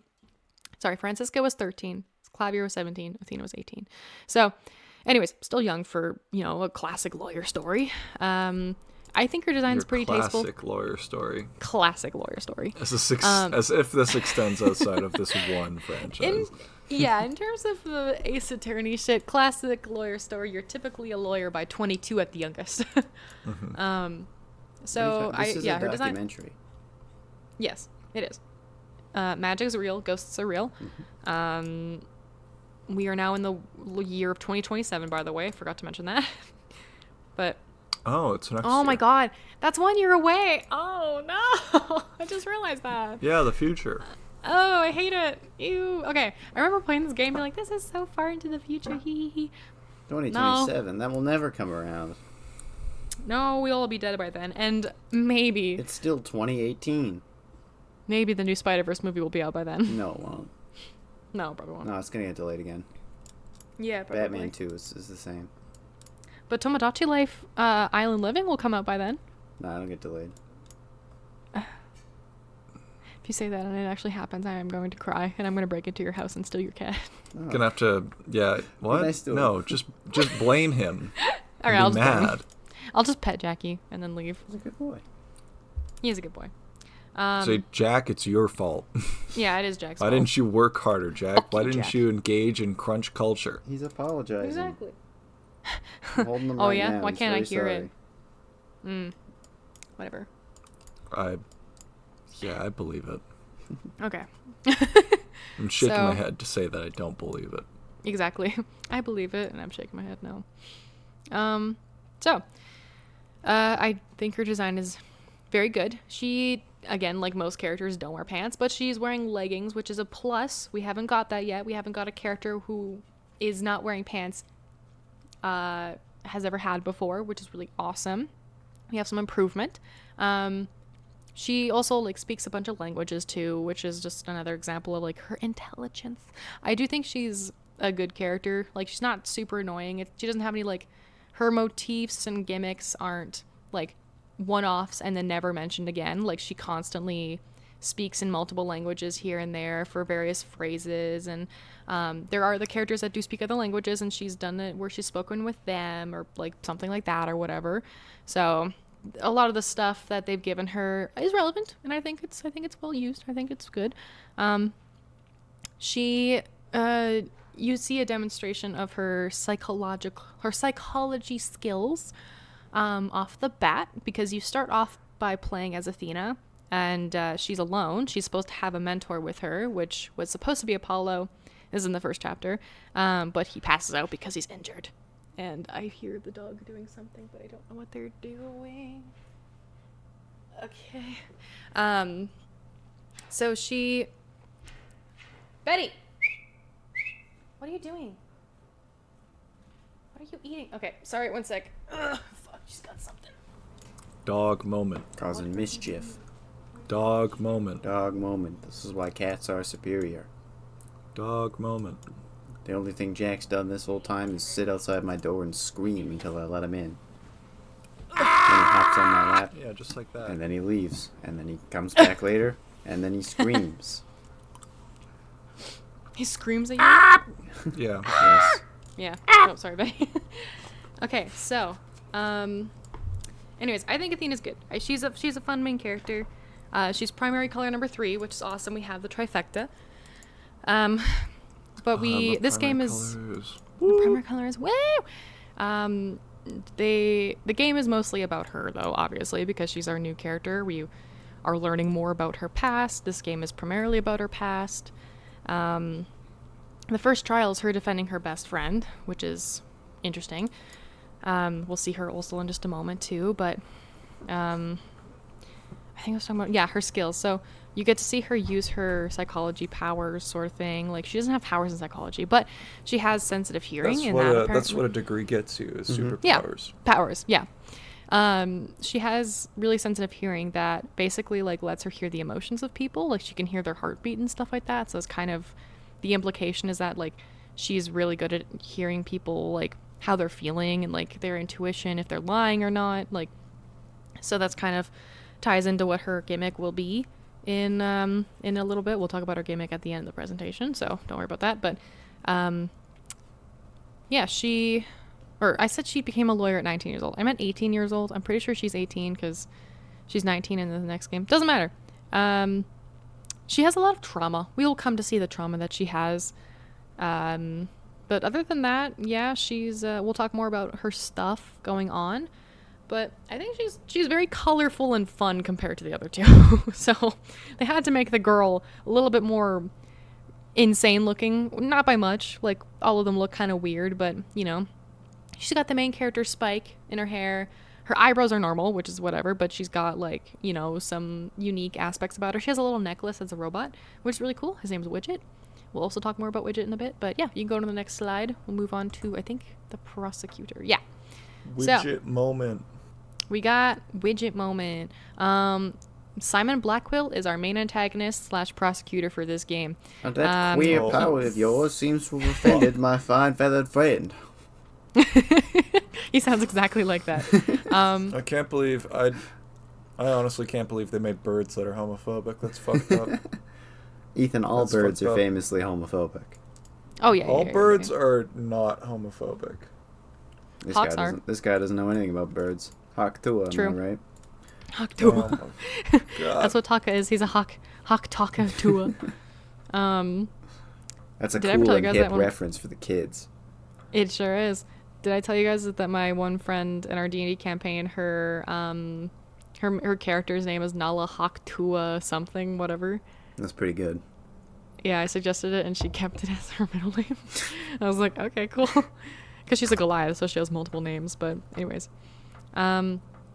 Simon's story, you see him get introduced being escorted by police because he's actually a prisoner. He was arrested 7 years prior to this game for a murder, which, spoiler, he didn't actually commit. He pretended that he did to cover up for somebody, and has been putting on this persona of like an evil murderer who deserves death for the whole game. He's kind of dramatic. So he's British, by the way. Yes, he's British? Kill him. He's for sure British, yes. He's also a huge weeaboo. He has a katana that he uses to slice people. He uses dono, like as like a or a suffix for people. He sees, I think he sees like his old mentor as like a samurai to him kind of thing. He uses a lot of like Japanese cultural lingo and reference and history in his daily speech. So we're like, oh, this guy's a weeb. He's a British weeb, and he's a character, all right. I think he's fun. He also has a bird named Taka. That was part of the thing. Oh, I said squawk. Squawk. The gumshoe / detective for this game is Bobby Fulbright. He is all for justice. I said that he missed the cut for Justice for All because justice is his motherfucking thing. He keep it on his body at all times. He's all about justice.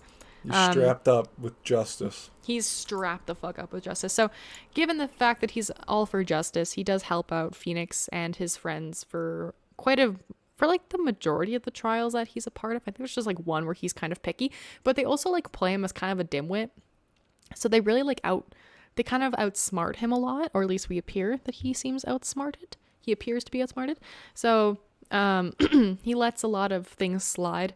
But his main goal is that he wants to reform Simon as a good contribution to society. That's something he repeats multiple times, something along those lines at least. But he wants to like make Simon be a better person. Like he wants him to actually like, hey, he wants to reform because the statute of limitations on Simon's trial that he was convicted for was running out, so there was still an opportunity for a retrial.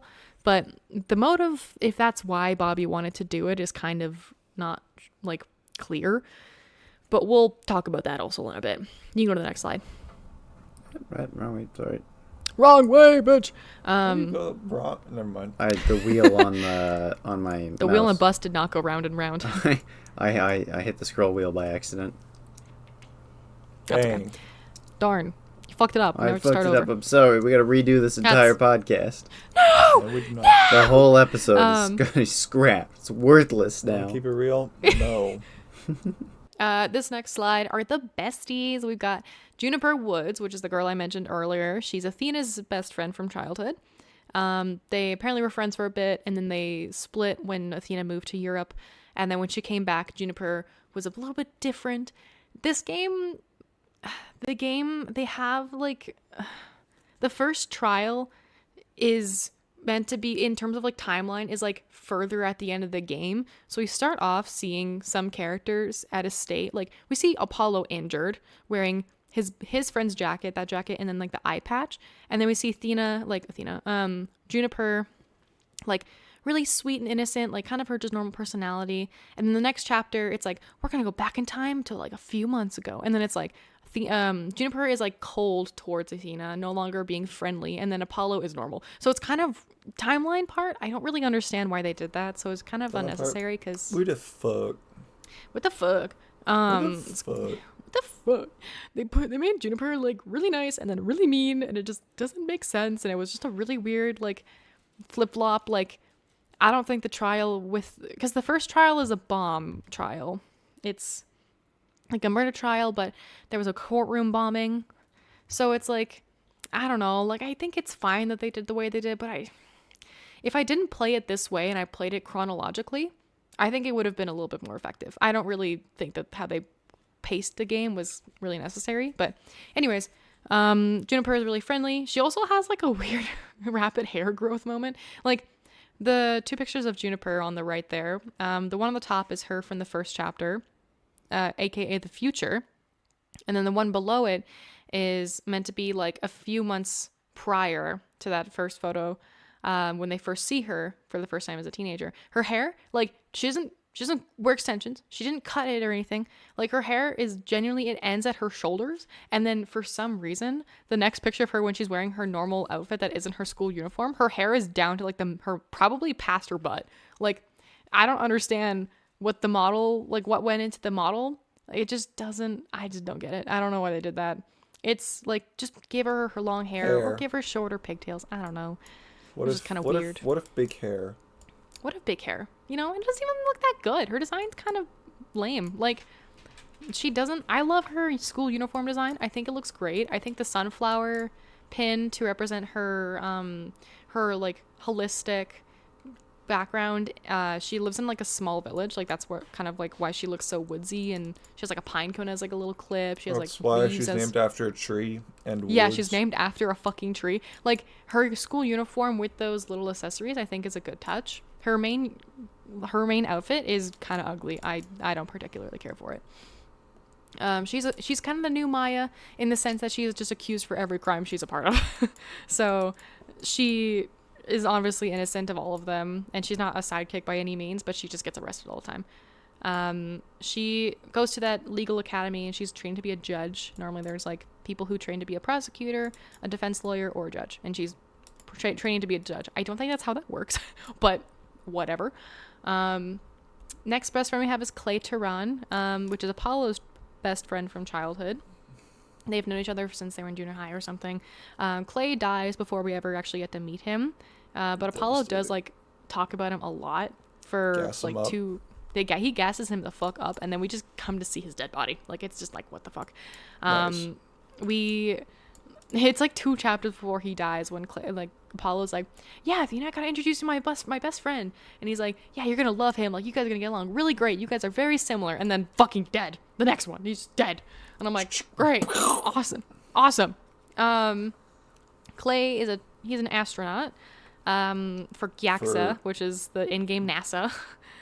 Yeah, I was about to say GYAXA, really? Yeah, GYAXA, Galactic something. I don't remember what it stands for. Is there really an X? What the fuck is supposed to be exploration? I don't know.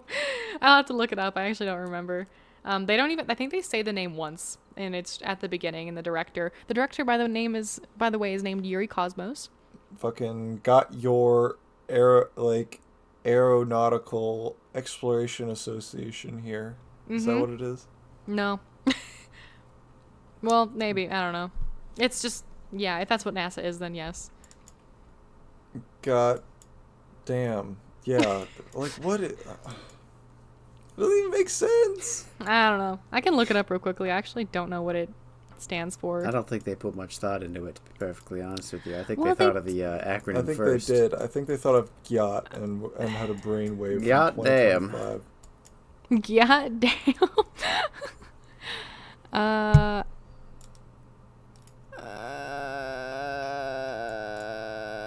We're gonna learn, folks. We're gonna cut this out so we can learn. So it makes No, look this like is we learn staying in. faster. I will fill time by telling you a cool fact. It's just the logo. There's no abbreviation for it. Salinity is more important for determining the density of water in tropical mid-latitudes than it is in polar regions where temperature is more important. Or no, salinity is more important in northern latitude. I had that backwards. I lied to everyone. This fucking oceanography class is not going well, apparently. You're doing amazing, sweetie. We're We're rooting for you.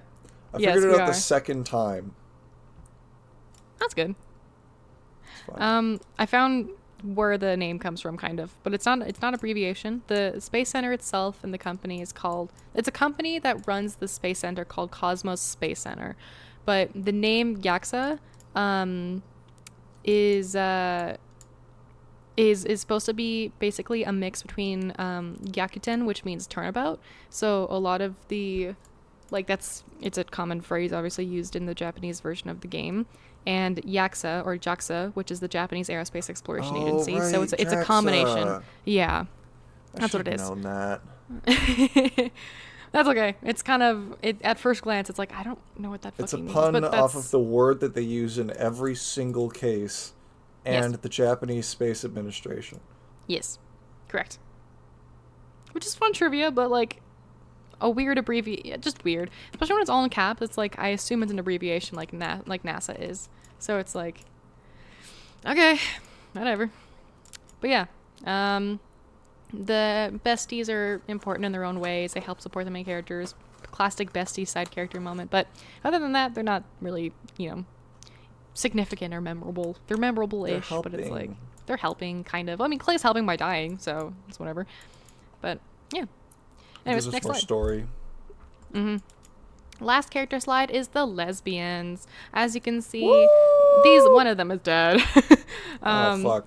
Aura Is that Blackwell. how it just felt That with is, me to- yeah. She'll She's get just better. sleeping.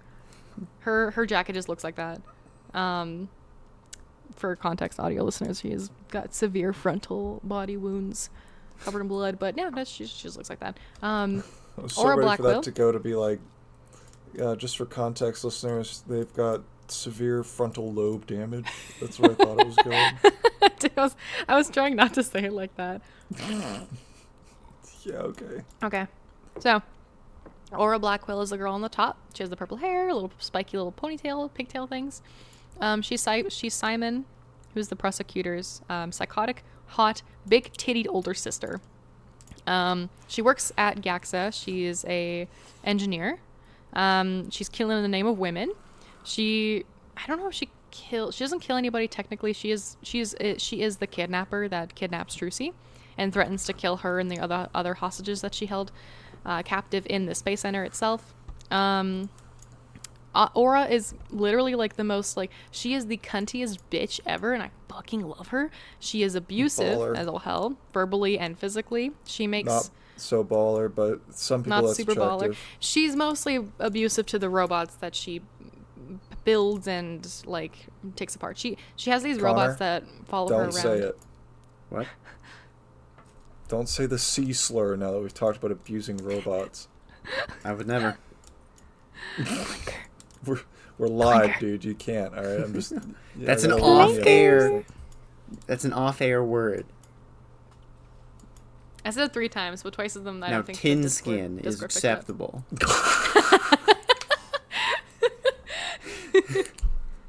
I don't think I actually heard that one yet. Fucking oil drinker. He got that. He's got these shit off the dome. He just came up with that. Oh, that's good. I like it. What's I don't know. Gear turner isn't really a slur in terms of a robot person. It's just literally it's more thinking. You grind my gears. Robot They and grind my gears person and they're don't go grind- together. Nope. Anyways, those No, robots after that weird diversion.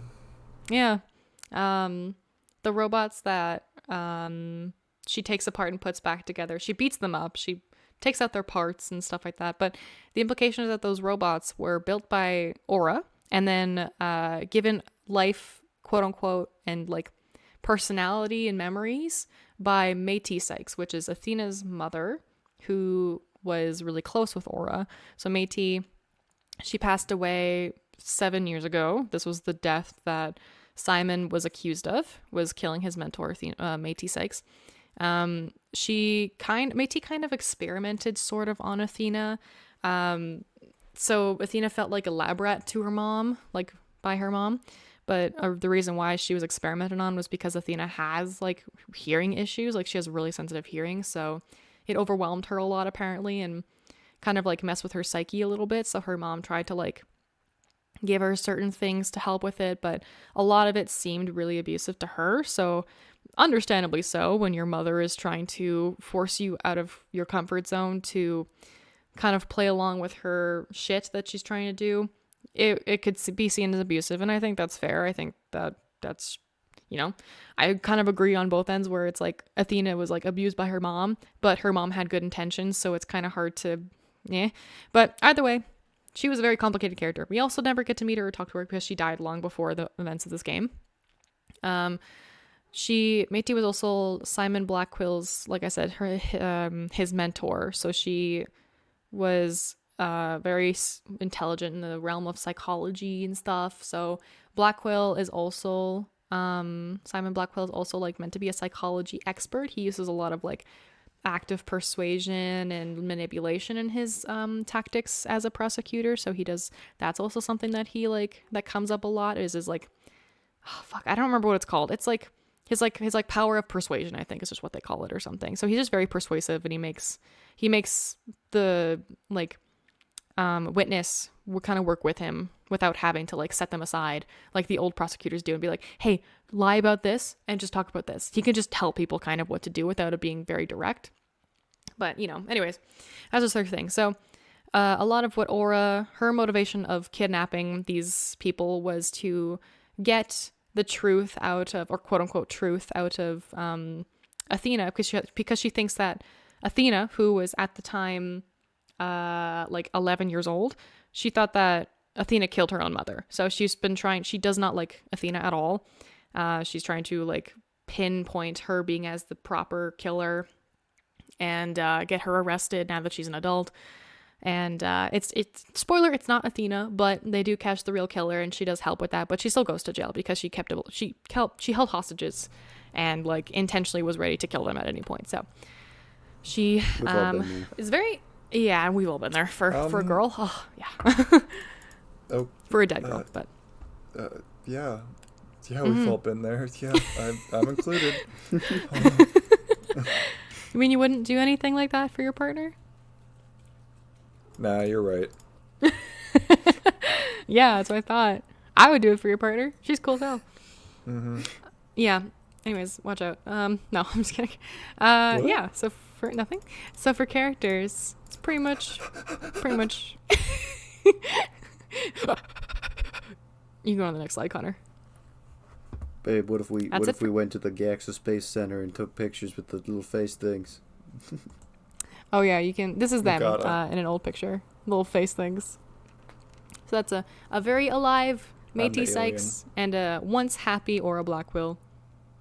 And her titties are fucking huge. I don't know why her boobs are so... what's the word? Emphasized? I'm not complaining. Emphasized. But emphasized. But, Emphasized, like an amphipod? Yeah, you're saying it with an A. Emphasized. That's better. We're judging the English major. Yeah, I wasn't going to say that part, but authority I was thinking it. of grammar goes to the native speaker, so technically I'm not wrong. It's just pronunciation wise. And also I'm not reading off of anything, so anyways. We're going to setting. So, like I said, this is 1 year after the events of the fourth game. We're hitting the 3D art style, including backgrounds. The black backgrounds are more animated as well. They actually move a little bit more than just have little music and sound effects in the background. As mentioned, these are the first games introduced to 3DS. The next one's also 3D. That's why I said games, but this one's the first one for the Ace Attorney series, at least. They utilize the 3D effects in a lot of aspects, but it's mostly just the style. Like, they don't do anything that pops out of your face or whatever. Like, it's pretty base level, nothing crazy. The cutscenes are entirely 2 animated, but not in the 8-bit style the older games are in. As you can see below on the left side there, that's a cutscene from the end of the game. Apollo, again, looks too old.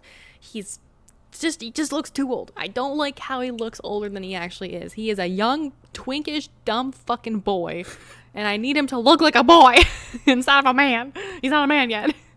Yeah, and as I said, they're also fully voice acted. Don't judge me. Just let me have this. You should be baby. Yeah. It's very true. He should be baby. He should be. You go to the next slide. We also haven't left from Japanifornia, so it's still Japanifornia. So, anyways, plots. What the fuck is going on here? Yeah. Context, audio listeners. There's a gif of Phoenix getting kissed by an orca. He's cheating on Edgeworth with fucking Shamu, dog. Oh, named Ori. Sorry. Ori, yeah. So, that's the DLC trial you get to play. The trial with the orca is the first trial Phoenix gets to be a part of after he gets his badge back. So this is his first trial as like a new lawyer. So he gets to defend an orca, which is, it kind of beats his beats.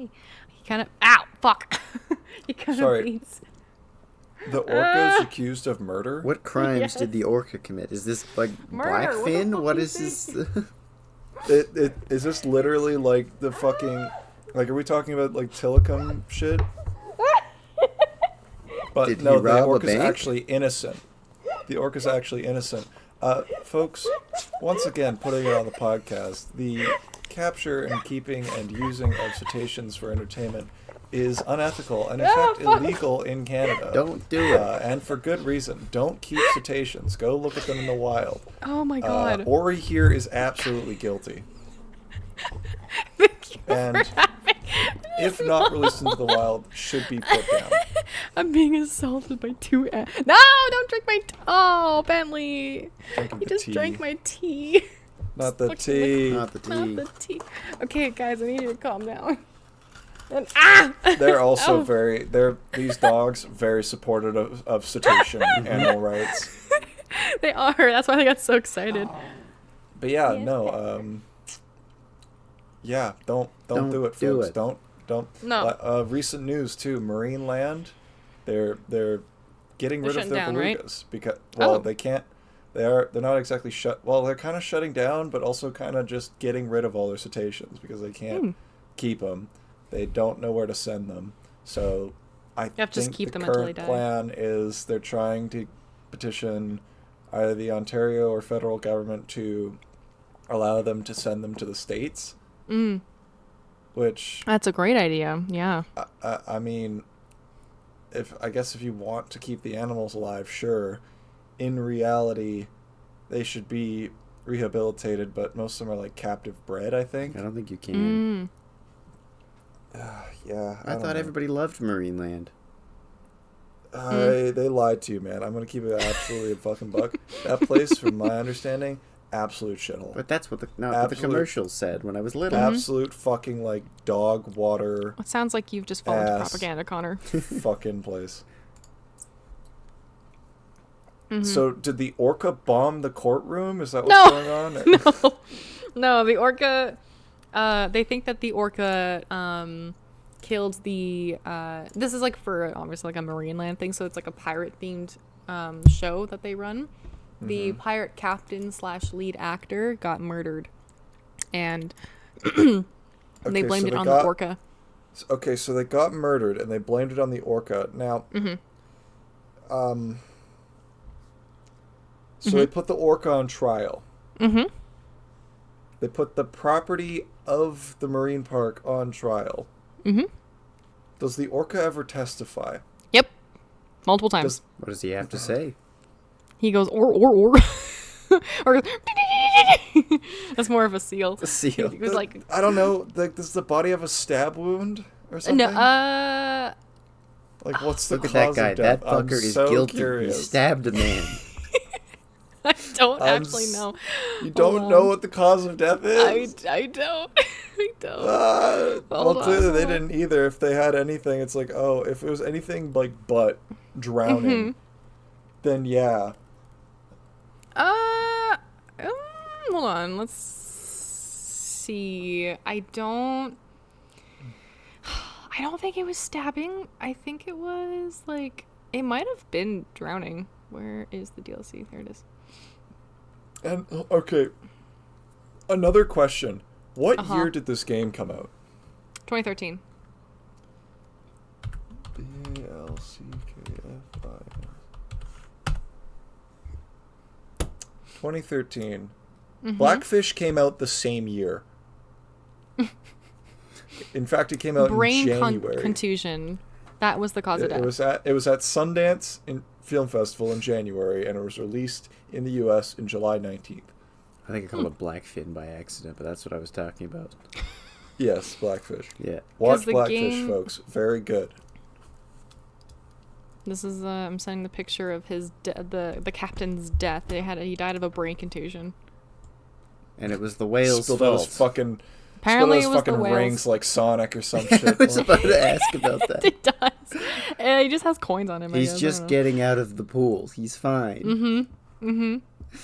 Ora Shipley. Ora Shipley is the name of the whale, and he has his own profile and everything. It's gorgeous. It's beautiful. No, it doesn't matter. Okay. Anyways, yeah. So DLC case. The orca is Phoenix's defendant, and he does, get him out of trouble. He does get Ora out of trouble. And it's really cute. They all dress up as pirates at one point too and do like a whole musical number.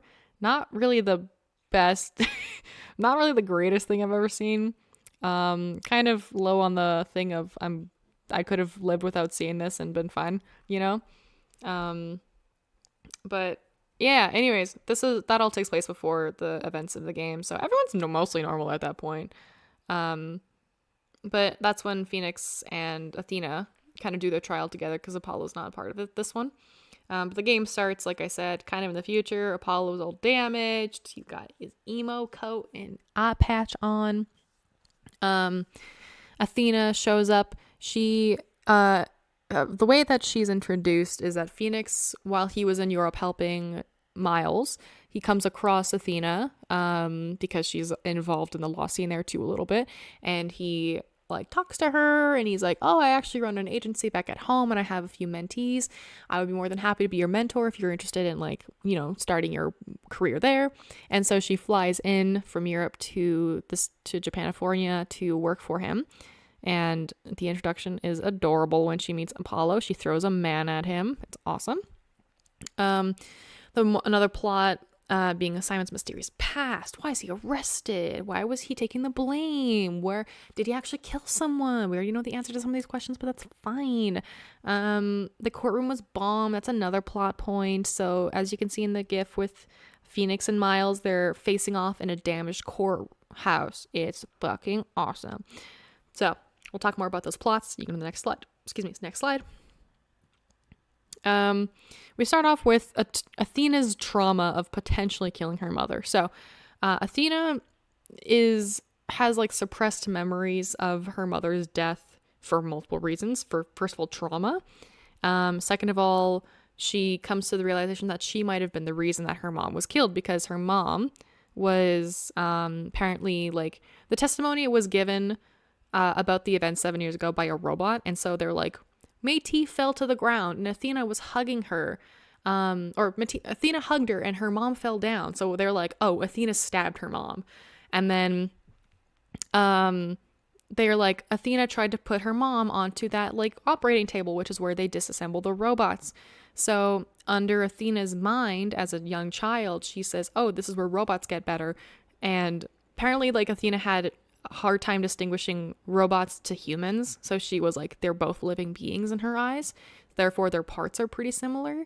So they were like, Athena was like, she wanted her mom to get better because she looked like she was injured. And so she used the disassembly table to put her mom back together, quote unquote. And they think that was what killed her, was because she's not a robot. She's a human. She just got torn open by a bunch of, like, a big machine.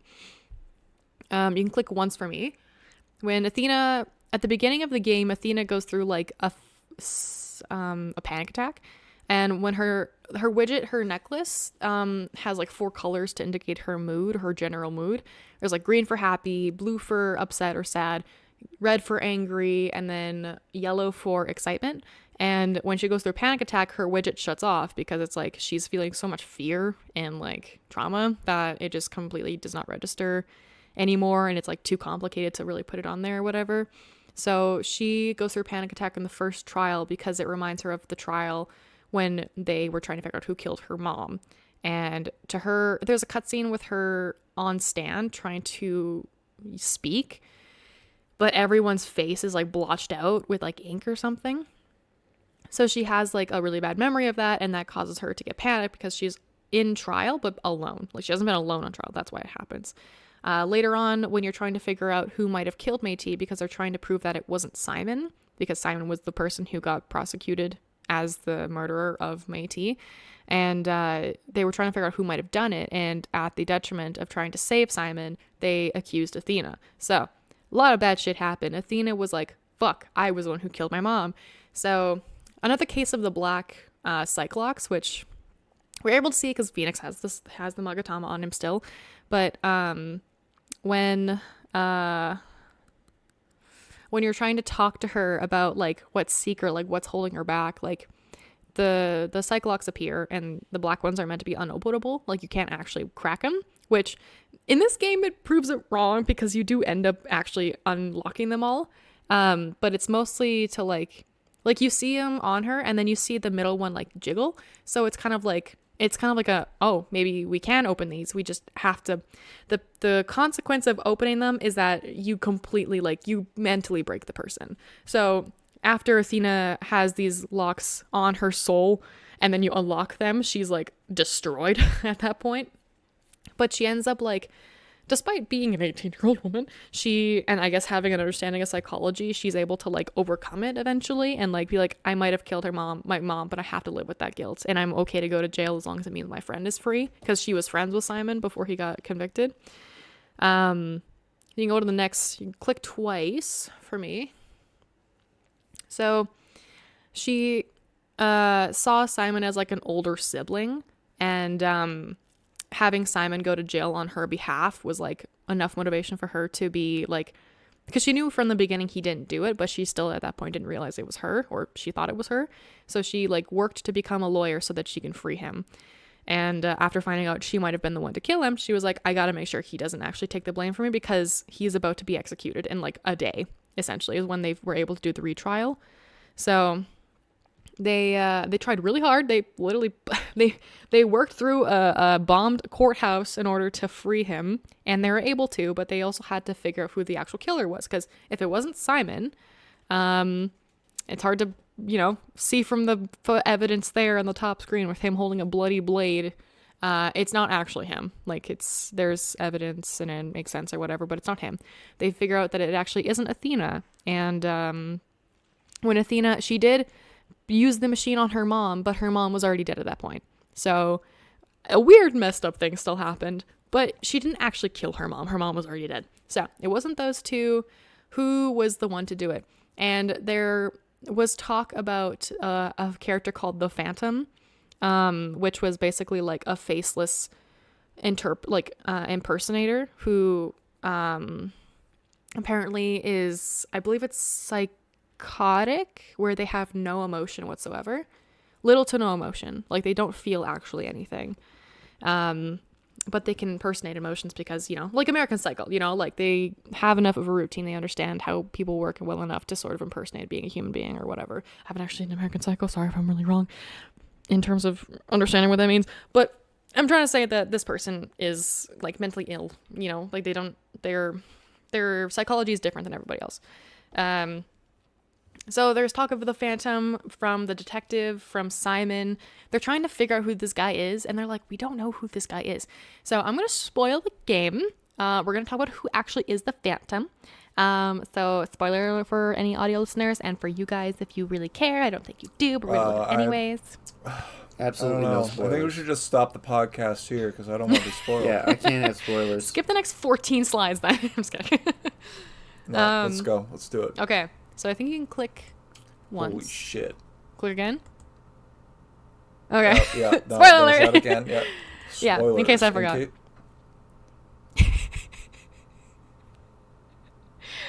What the fuck is happening? Who's doing that? What? I quieted you really quickly. Okay. So, if you remember, Bobby Fulbright was wearing this outfit. Bobby Fulbright is technically the Phantom, but it's not the guy, Bobby himself. It's the Phantom is a person who has no idea who he actually really is because he's been impersonating people for so long. He wears these masks. So Bobby Fulbright died previous to the original case that we played in the first one. And so he took his identity and basically lived as him before they found out that Bobby was dead. The Bobby case is not relevant. We don't know how he died, where he died. There really is no connection to the original Bobby Fulbright and the current one. It's just that he impersonated a detective, and then I guess hid his body or whatever. What we see on the top one is moments after he was shot. I don't think he's resting. I don't think he's dead. I was under the impression he was shot in the head and died, but I think he was just shot and knocked unconscious. But he is a wanted criminal in this universe, so there is lots of people looking out, like trying to hunt him down for a long time. So there's he gets shot by a sniper who has their eye on him because like people were kind of clicking together, figuring out where he might be. So anyways, after it's revealed that Bobby is the Phantom, he puts on a different face. He wears masks of different characters throughout the game. So eventually he wears the mask of Phoenix and he pretends to be Phoenix. And he like does the same like the poses, the actions that Phoenix does. Literally the only difference is that he's just wearing Bobby Fulbright's outfit and that's it. He does it with some of the previous like actual criminals that they catch, the other characters, the other witnesses. It's like weird. It's unnerving. It's honestly, I thought it was like the second best breakdown in the whole series. I thought it was really good. The breakdown is him like trying to figure out where his face is, like who he actually is, and he rips off like as like the boulders are falling, they like slow down. Actually, I did link the video. It is in the presentation, but it's about 90 seconds long. So I said that if we want to skip it or if we don't include it in the final recording of the podcast, then I can link the video that I got it from, because it's just a screen recording of the actual breakdown. But anyways, the Phantom, yeah, sure.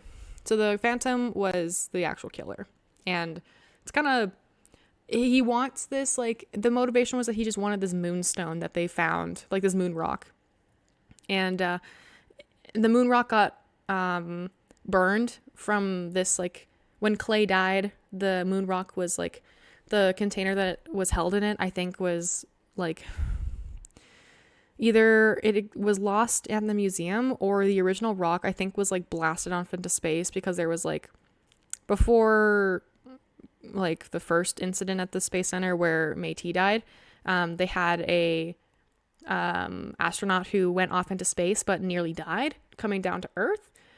So that's a whole thing talking about the moon rock. It's pretty detailed and kind of complicated. This game started to go into the realm of, I need to walk through while playing this because I don't think I can figure this out on my own. Like, the original games are hard, but they're, you know, you feel really satisfied finishing them and like figuring things out. This one is just like, I can't recall how most of these cases worked, whereas the old ones, I can definitely tell you like word for word, like step by step, what happened. This one is like, I can't do it. I'm sorry. I already forgot. It's like, it's a little bit more confusing, which is, I don't know. I think that's one of the things that they changed about it, where I'm like, I don't think these games are going to get past game 6, and they didn't. So yeah, another plot point. Paulo got hit in the head with a rock. Now he's a little emo. That was one of them. It didn't last very long. And then Phoenix and the Dark Ages of Law. Yeah, I haven't once. Simon references the Dark Ages of Law quite a few times. And they can click once for me, actually. I think I have more in here. Yeah.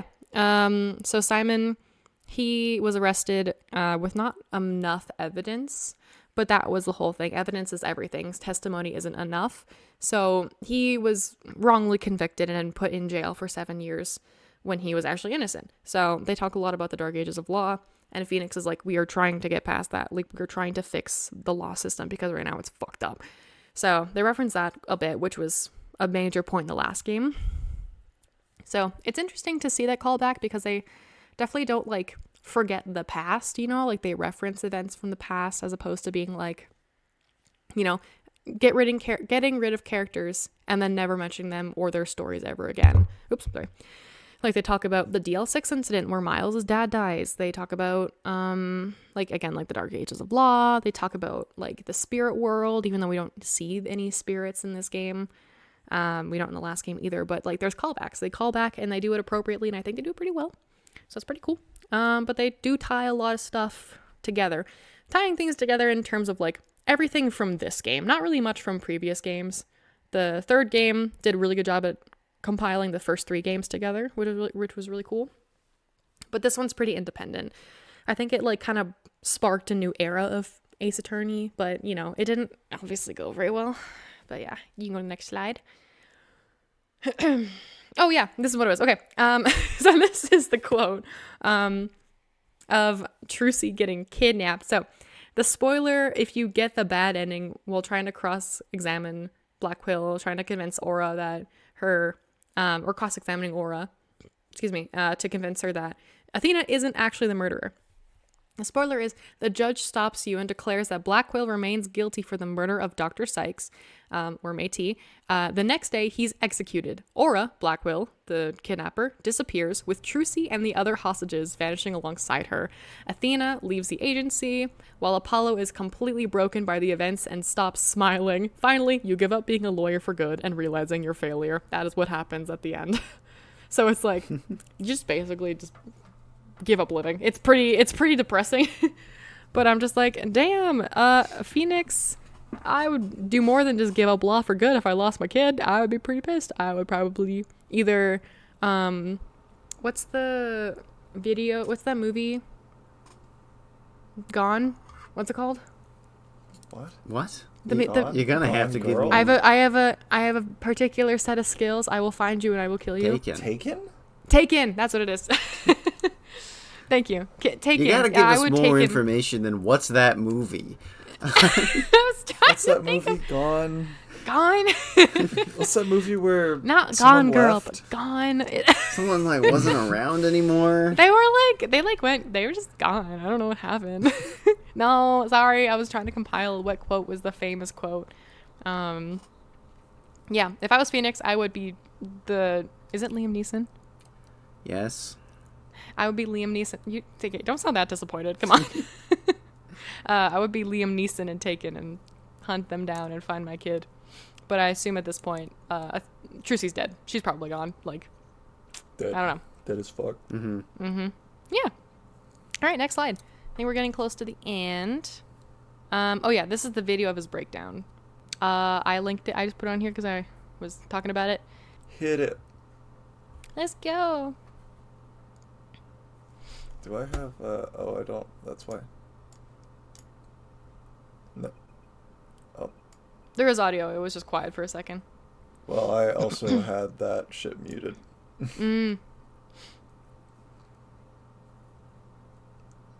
He's talking about the assassins that are always has a snipe on him because he can't say what happened to the rock because the rock got destroyed or whatever.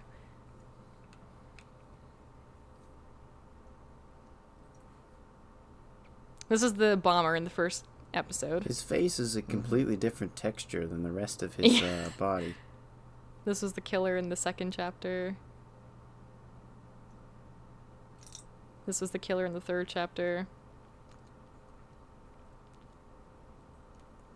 And this was the defendant. He was one of the witnesses. He was one of the defendants. Aura. That's a young girl.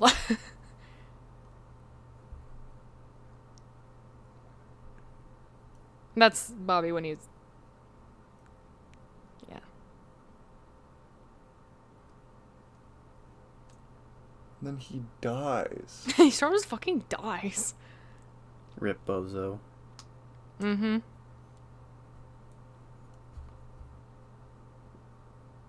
Wow. There it is. Dead. There it is. Dead as fuck. Dead as fuck.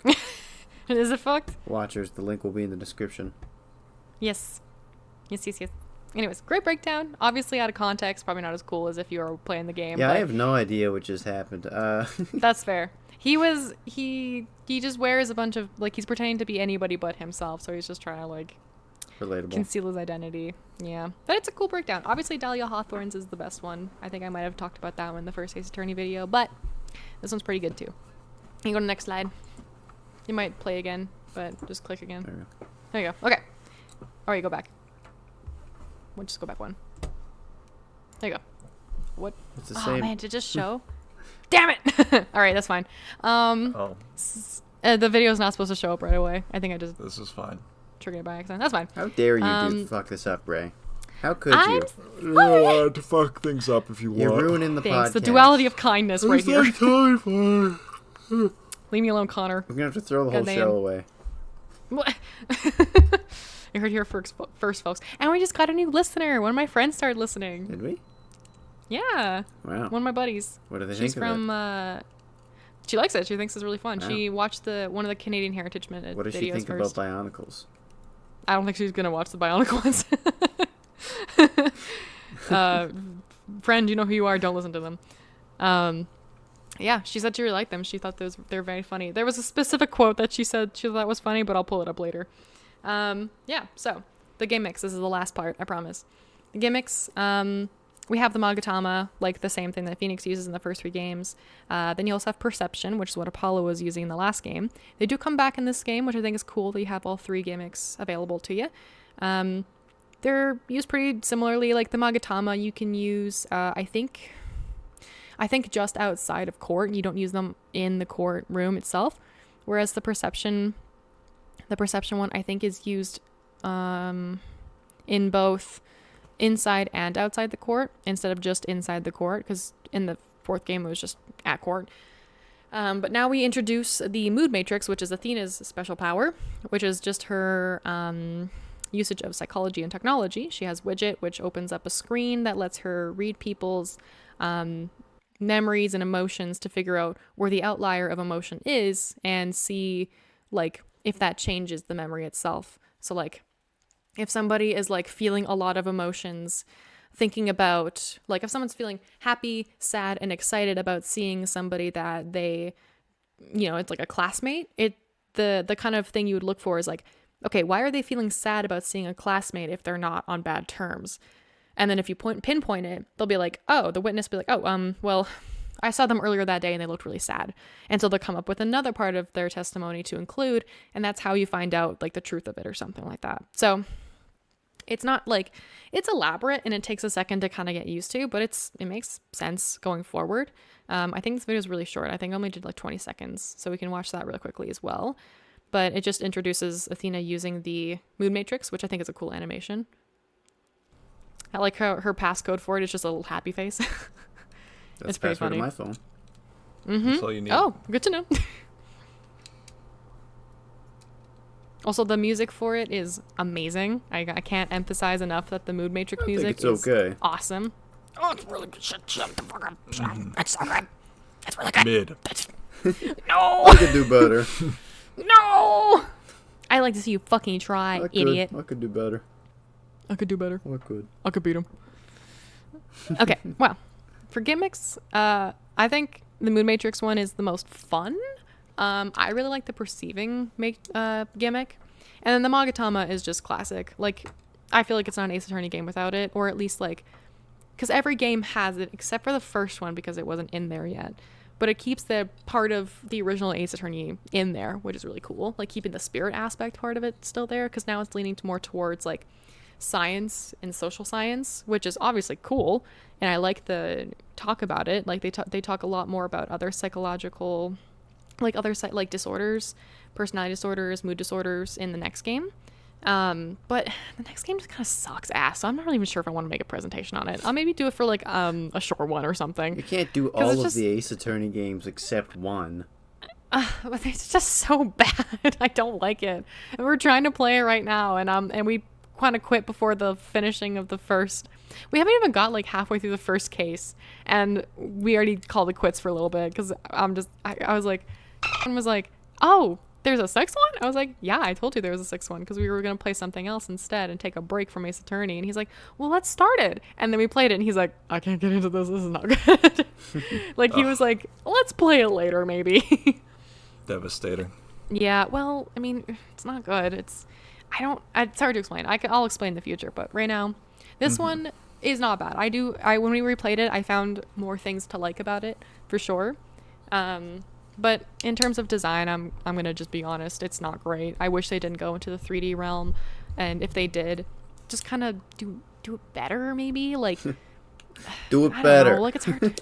Hey, I'm again taking a page from your book. That's how you say things. You're never. like, I can't explain why. It's just bad, and never. I'm like, give me a reason not to like it. I would never. Okay. Or I can't explain it. It's just so good. That's like my favorite thing. I would never. Okay. Listeners, if you are a CJSiev fan Get back and you on want to the have Ace a fun Attorney. drinking You don't game, even call me out on this. have a fun drinking game. Every time Connor says I can't explain it and then follows up with saying it's bad or it's good, take a shot, or maybe take a drink of beer and then die. and then die, and then die. Yeah. All right, that's it for gimmicks. I think all I have left are just pictures and memes. So you can click once for me. There we go. Okay. This is another example of Athena and Apollo, like, kind of being a part of Phoenix's weird adoptive child pool. Reset the counter. Reset the counter. For context, all you listeners, there's a drawing of Apollo and Athena holding up a sign that says 0 days since last accidentally calling our boss dad. You get the next one. iFunny.co When watermark. when the young hatch, they imitate the mother to learn survival skills, and it's just Phoenix, Apollo, and Athena doing the point. The classic everyone can point. point. Everyone can point, but it's specifically so this good at family. They are good at it. You can play the next one.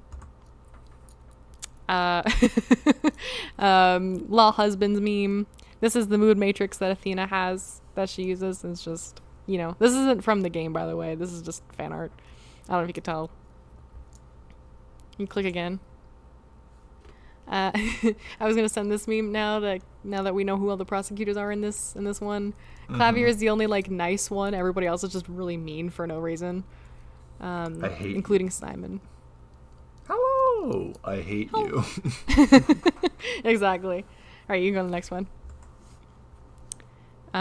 This one is just a little comic somebody made. Miyamitu, the artist, I believe, or Miyamitu. There's a comic of Trucy and Athena and Apollo saying hi to Phoenix. He comes back. He says, "Hey there, I'm back." And Phoenix says, "Athena, Apollo, both of you did a great job at the trial today. You guys are such thoughts." And and Apollo and Athena are looking really confused, and they're going like, "Wait, what? We're what?" We're what? There is a previous panel that I forgot to include that like somebody told Phoenix that calling somebody a thought is a term of endearment, and that's why he used it. Edgeworth. So there's maybe I don't remember. Would. It might have been Kay actually. Kay is Edgeworth's weird adoptive daughter as well. Random adoptive daughter number 2, 3. Yeah. Okay. Nah, I think there's one more or two more. Just Athena saying we may not have any evidence, but the heart doesn't lie. And a comment below it, it's kind of posed like an Instagram video or comment or whatever. And Apollo says she must be new. She still has that spark in her eyes. Athena is just insanely enthusiastic for being a new lawyer. I mean, same with everybody else, but Apollo, after a year, is already dead inside, so she still has that young spark as well. I think there's one more. Yeah. Phoenix is a Twitter thread posed. Original poster is Phoenix saying, "On all of my coworkers' lives, I'm straight." And Athena comments, "We're done for. I see the light." Apollo says, "It burns, ah!" And then Trucy posts the AI dust baby. Ash baby. Ash baby. AI has made one good image. And it's that picture. That's it. That is his That's entire it. contribution. That should be the image on the Wikipedia page for AI when this is all done. Exactly. All right, I think that's it. You can just click once for me and it'll be on the last page. So yeah, thanks for listening to my Ace Attorney. It's Wednesday. Don't forget you have to release this on a Wednesday now, Connor. Yeah. Oh, damn it. Sparkle On is Wednesday. Don't It forget was going to go out tomorrow. We recorded this on a Wednesday. Now it's going to be released on a Wednesday. I put it in there because I was like, oh, we're recording on a Wednesday. I did not even think about, will this even be posted on a Wednesday? Probably not. It doesn't have to be posted on a Wednesday if you don't want it to be. Yeah. But yeah, audio listeners. $1,000 for lacy lingerie? That's expensive. That is expensive. Again, just watch the video if you want to know what I'm talking about. I'm not explaining this one. Bar jacket is so ugly you can get it for free. I actually didn't see that part. But yeah, anyways. It's fucked up. Don't do him Don't do him like that. Yeah, he's a weeb. He's a fucking weeb, guys. Alright, whatever. Fine. He's a weeb. You're a very weeb. weeby. Okay. I'm really not. Actually, I've been watching anime recently. That's pretty cool. What'd you Weeb. watch? Nerd. Apothecary Diaries. I don't know what that is. Oh, yeah. Yeah, it's Gavin's Never favorite. seen it. Have you ever heard of Dragon Ball Z? No, actually. You ever heard of Naruto? One Piece? Naruto? Who fucking said Naruto? Have you ever heard of a narrator? Hey, do you want to Have you heard outro of- this, Ray? Yes, we can outro this. Okay, well, thanks guys for being a part of my presentation. I appreciate it. We also were here. I was Yeah, here they were here. voluntarily. We were here. They were here not against their will. They came here because they wanted to. We It's are all true. friends. We hang out. We're cool people. If you just look at our Instagram, don't even get me started pod, I think. Something like You can that. see proof of that. We make pumpkins. We went to the mall recently. It was really fun. Big shit right there. So follow us on our Instagram if you'd like to. You don't have to do it if you don't want to. Or you can subscribe to our YouTube channel if you want to. Again, you don't have to. Or you can follow us on Spotify or Apple Music or however the fuck Apple Music works. I don't really know how it works. I don't really know. But yeah, you check us out on our socials. We have Gramps Gallery or Gallery Gramps, I think it is. Gallery Gramps. Okay. Oh, he's Gallery yeah, Gramps. yeah, it is. Something like that. Something like that. I honestly can't remember. I haven't posted in Yeah, coming up on a Connor. year, Get on it. probably. Post more Connor also pictures. has. Post more pictures. We also have Connor's photo Instagram, which I think is just CJ Connor. I think it's CJSiev photography. photos. CJSiev photos. There's also just CJSiev, the YouTube channel and Instagram. You can follow me on my art account. There's two CJSiev That'll also be linked in the CJSiev description. 2 as well. CJSiev 2 is also another one. I'm also in that. I'm in that channel briefly. Are you? Oh yeah, If you you are wanna in see one. what- So's Ethan. There Yeah, are we 2 videos did on the- it, and one of them has you and the other has Ethan.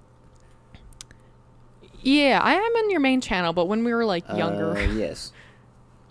you You weren't but even yeah, going by Ray yet at the time. I was not. No. I was not going by Ray yet. If you want to know my dead name, You viewer, want to which find out, ladies and if you gentlemen. want to find out, you can find it. Hey, you know what?